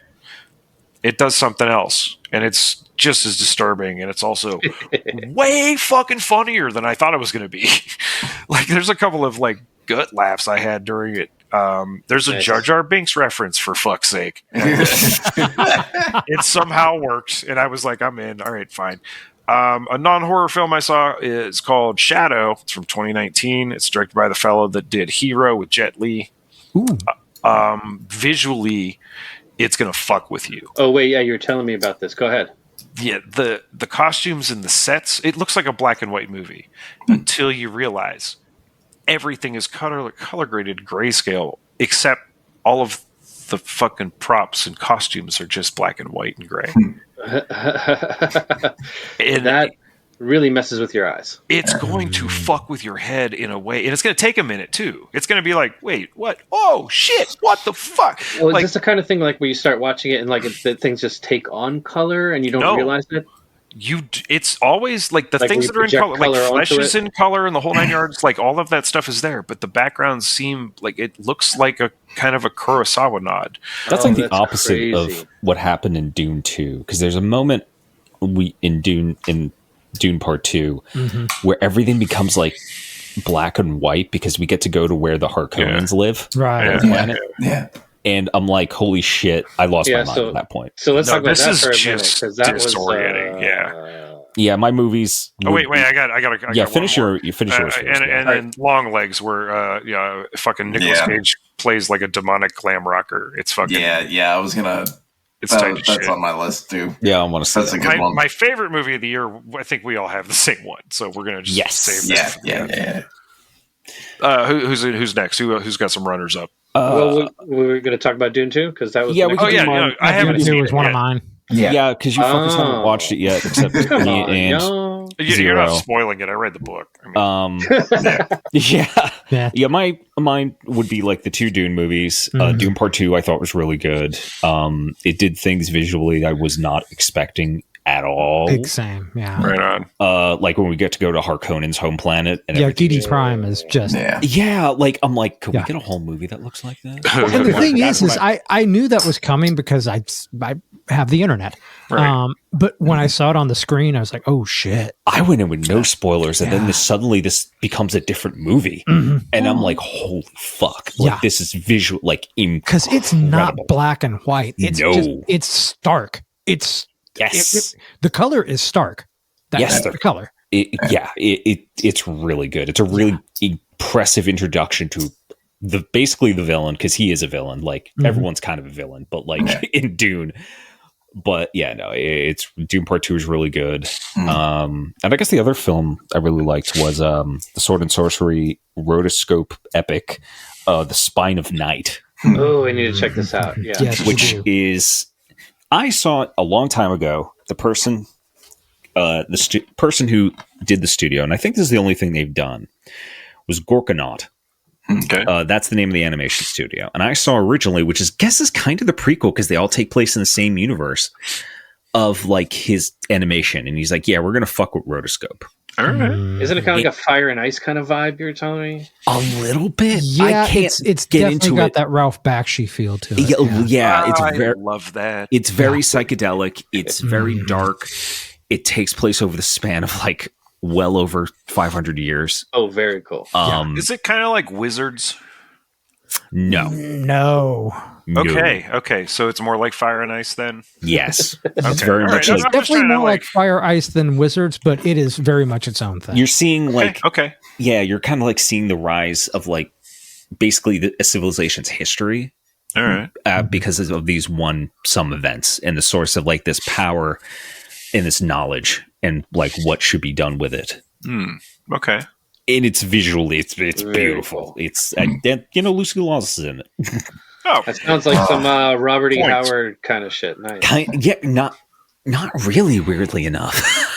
Yeah, it's much deeper. It's hard to explain because, especially when you're comparing it to Fire and Ice, which is like Frank Frazetta's. Right. Visually, I'd say like Fire and Ice because visually, but like story wise, it's like it's way deeper than just like taking an axe to another dude's face. Even though there is that, as you do. Yeah, so definitely check out like.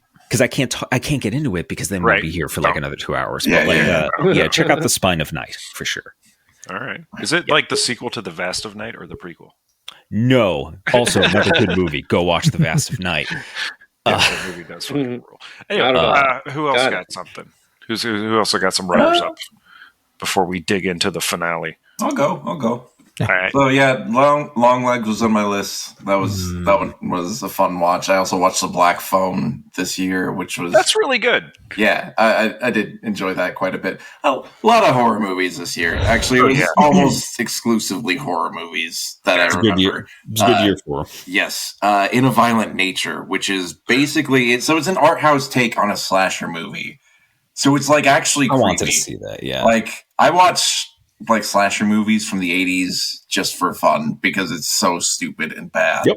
Yeah, they're great. But I love them. This was actually like well written and really unnerving, like what they did with it, and very well done. And what else was there? I meant to watch that one. That one looked cool as fuck. I like the tweak on the formula. Yeah, Saint Maud was really good. Oh, Saint Maud's awesome! Yeah. I want to see that. Rose Glass makes a good fucking movie. We watched that. That was one of the first movies we saw when the plague hit and the lockdowns hit. Because I wanted to go see that in the theater. I was ready to go see that movie in the theater, being raised Catholic and all. Yeah. And the whole thing about the putting the pins on the card in the shoe. God damn, man! Yeah. There has to be at least one classmate that did that. Yeah. Just a good Catholic movie for the whole family. Oh, and the ending is fantastic. I would say that and Immaculate are the two Catholic films that I think the whole family could. They both have killer last shots. Yes, I know. Well, I don't know. I haven't seen Saint Maud, but Saint Maud's got a great killer final shot. Okay, where good, it's good kind of like it's very much like Saint Maud and Censor vibed. Yeah. Okay. Endings vibed real Censor hard. rules. Yeah. I saw The TV Glow is really good. I mean, that was a good movie. It was a weird one. It was. It was weird. It's a very strange. Oh no, it's a different take on horror. I didn't see that one. I saw the one that director made before that one. We're all going to the World Fair. Yeah, I saw that one. That one's fascinating. Yeah, I saw The TV Glow is like it does a thing that I haven't really seen in done in horror before, and it's just the horror of dread, or just this rising sense of not just despair, really. Yeah, and man, it was executed really well and in a very unnerving way, and oh man. Folks, this is how we escape the drudgery of their daily lives. So there was that. No, for sure. Like even fucking John Waters was like, I saw The TV Glow. It's like one of the best fucking movies ever. Yeah, that's a hell of a recommendation. Yeah, really. Yeah, there are very few of these like people who like do that I listen to, and John Waters will always probably be one of them.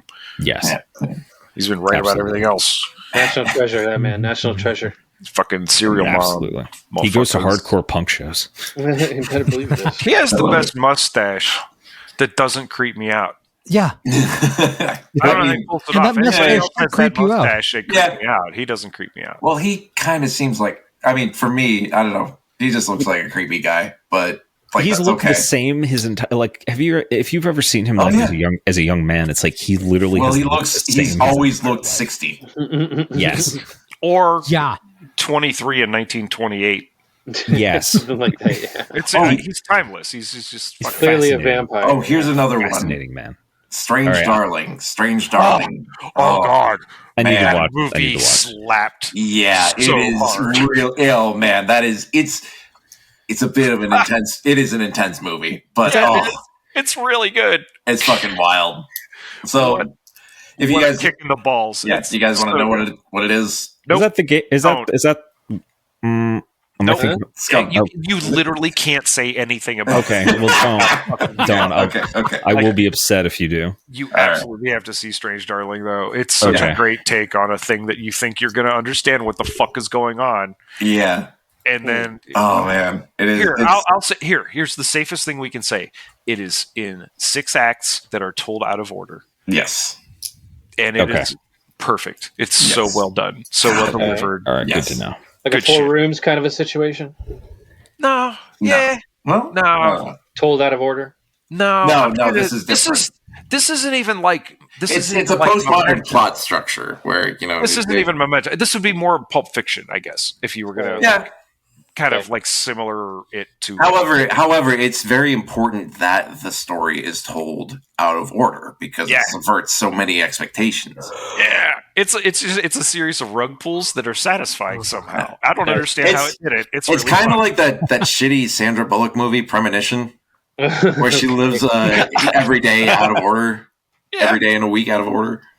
So. Oh, that's just between like Christmas and New Year's. Anyway, all right.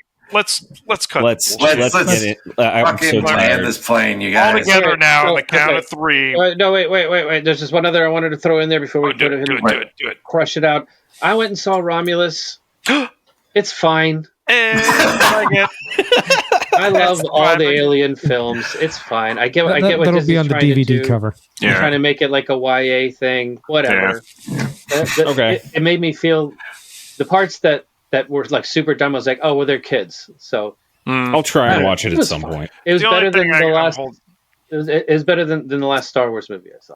For sure. I'm holding out hope for the Noah Hawley Alien TV show. Yeah. We need a return to like the Well, I think it's called Aliens Earth or something. Yeah, I think so. Well, I'll just be in the corner over there. I've seen give me the Earth Horse. Do it. Give me. On that. In a blindfold. Dark Horse tradition. Yeah, I want to see this fucked up give me the Blade Runner 150 years in the future. No, absolutely. Like Zero. No, give me the Dark Horse comic. Like, give me the Earth Horse. Hey, look, it's Noah Hawley. All right, I trust this motherfucker at this point. The guy's done enough good work. I'm like, guys, I'm physically going to sleep.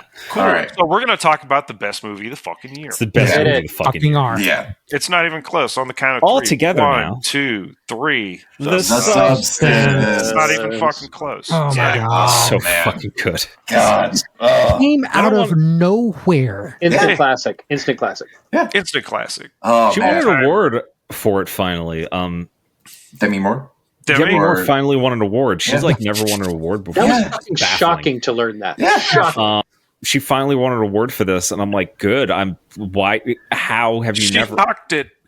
Oh man, motherfuck out of the park. Yeah, like I mean, look. Let me put it this way: this movie is 2 hours and 21 minutes long. There's not a weak scene in this movie at all. My dearest T is not typically given to watching body horror. Like we've been married a dozen years or better, and now I can just straight up be like, listen, I know you don't want to see, Crimes of the Future, so I'll just do this on my own. Okay. Because I made her watch Possessor, and that's where I was like, look, I don't need to do this with you if you don't want it, But this one was different because it was like Demi's back. Yeah. And I was, to be fair, seeding it with, hey, Demi Moore's back. Hey, she's got a new movie. I'm not mentioning the back-splitting fucking absolute goddamn lunacy that is alluded to, not really shown in the trailer. Exactly how I sold it to my wife. I was like, oh, it's Demi. Come on, let's check it out. The fact that you have to like seduce your wives to watch this film with you. I had to sell it. Because you know what? Like if I get a vibe where I'm just like, this one's for me, I'm not going to make her watch. That's totally Come and See. Okay, you know what I mean? Like being a good husband. Yeah, totally. And this had a good message too, like at the core. Right. So. Yeah. Probably in March or April, I'll watch Come and See with T because I'll be like, see, all right, here's how this goes. But anyway, no, The Substance is stunning in a way where it's like it goes on the shelf with Cronenberg. Yeah, well, I mean, like there are definitely some nods to like The Fly. It's also here's a weird line between that and like a Cronenberg film and the video game Death Stranding. Oh yeah.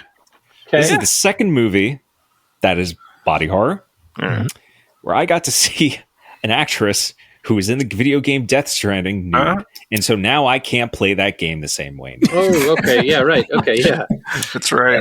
And I didn't ask for that because now it's like the game isn't ruined; it's just different now, and I don't like it. But also, she is like terrifying and phenomenal in Substance. Oh my god! The whole cast, man. There is never a moment in this film where like a moment's wasted.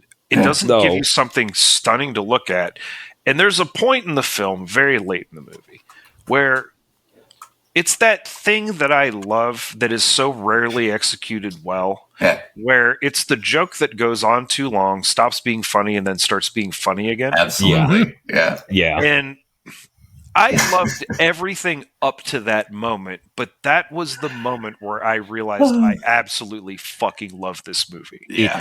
Everything's so correct. It does things you have not seen before. Yeah, or you have, or just because the way it does pacing, it's like the joke, right? Like you've seen this before. Like it's telling a joke. Yeah. That's the wind up, but it's like it didn't get old. It's beautifully executed. Like it's just masterful. And, Margaret, what was her fucking name? Margaret Qualley. Yeah, I hate that. Margaret Qualley is equally phenomenal. Like they both deserve the Oscar. Give her yes. Guys, this was God, what's his fucking name? Goodfellas, the main character. Ray Liotta? Yeah, this was Ray Liotta's last role. Ray Liotta was in? Yeah, he was the voice on the telephone and in the commercial. No shit. No shit. Yeah. What? Oh my god. She's had that whole time? What the fuck? Because he's been dead for like a few years. Yeah, I think he was actually supposed to be a bigger part of the movie, but he would have been great as. I think he might. Yeah, he was supposed to be.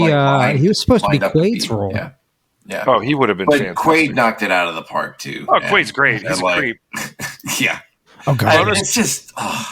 Bonus fucking points for playing this particular role in the same year he played Reagan. Ray Liotta, from an article from 2022, before the movie even came out, it said, Ray Liotta was going to be like in this movie for something. That didn't even register that he was the voice. Yeah.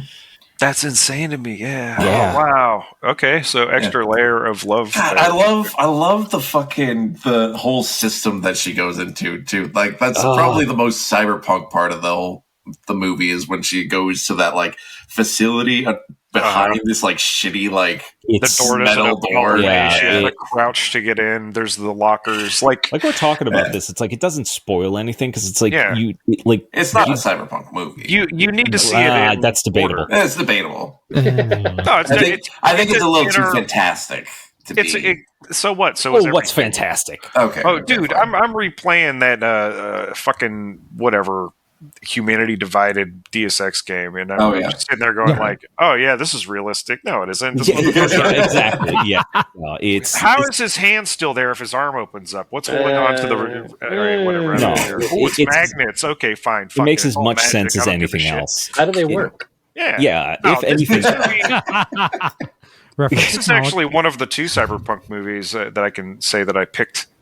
With the other one being Immaculate, and fuck you, I argue that it does fall under our purview. We are going to end up doing Immaculate. It is the ultimate. It's like one of the greatest love letters to Italian cinema I've seen in a long time. That isn't Italian. Great. It's so good. It was a very good movie. Yeah, anyhow. I cheered. Sorry, I don't want to talk about Immaculate right now. So I can't recommend that one more. Yeah, but The Substance, good shit. Go watch it. It's an important film. Put it on the shelf. Archive it. Fucking etch it into stone. Yeah.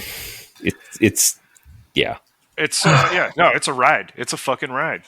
You know, get ready. It doesn't stop. It's relentless. It never gets better. And that sounds a lot like life. Yeah.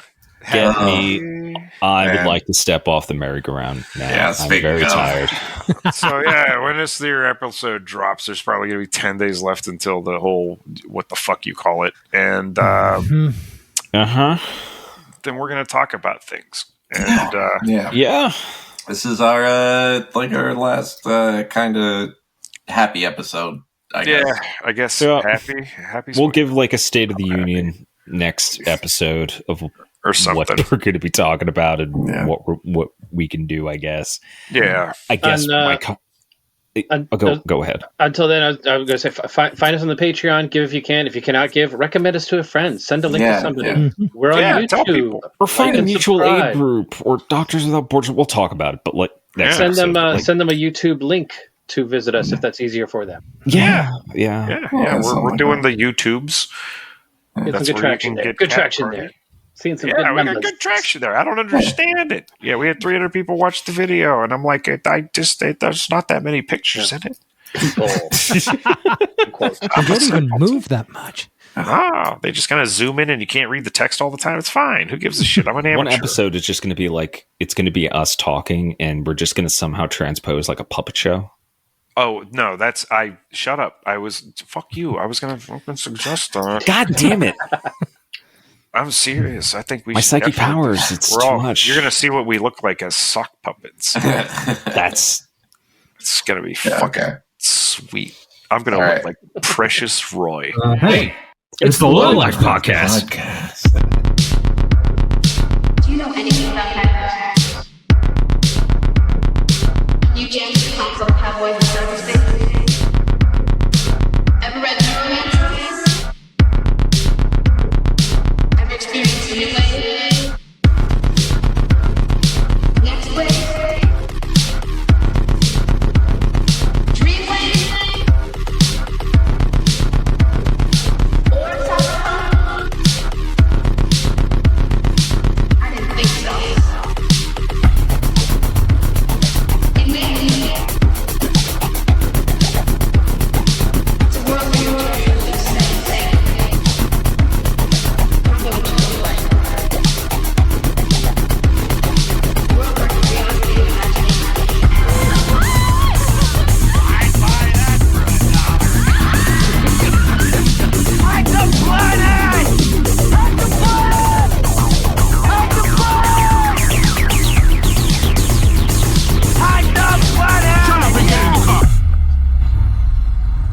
Go away, Baton!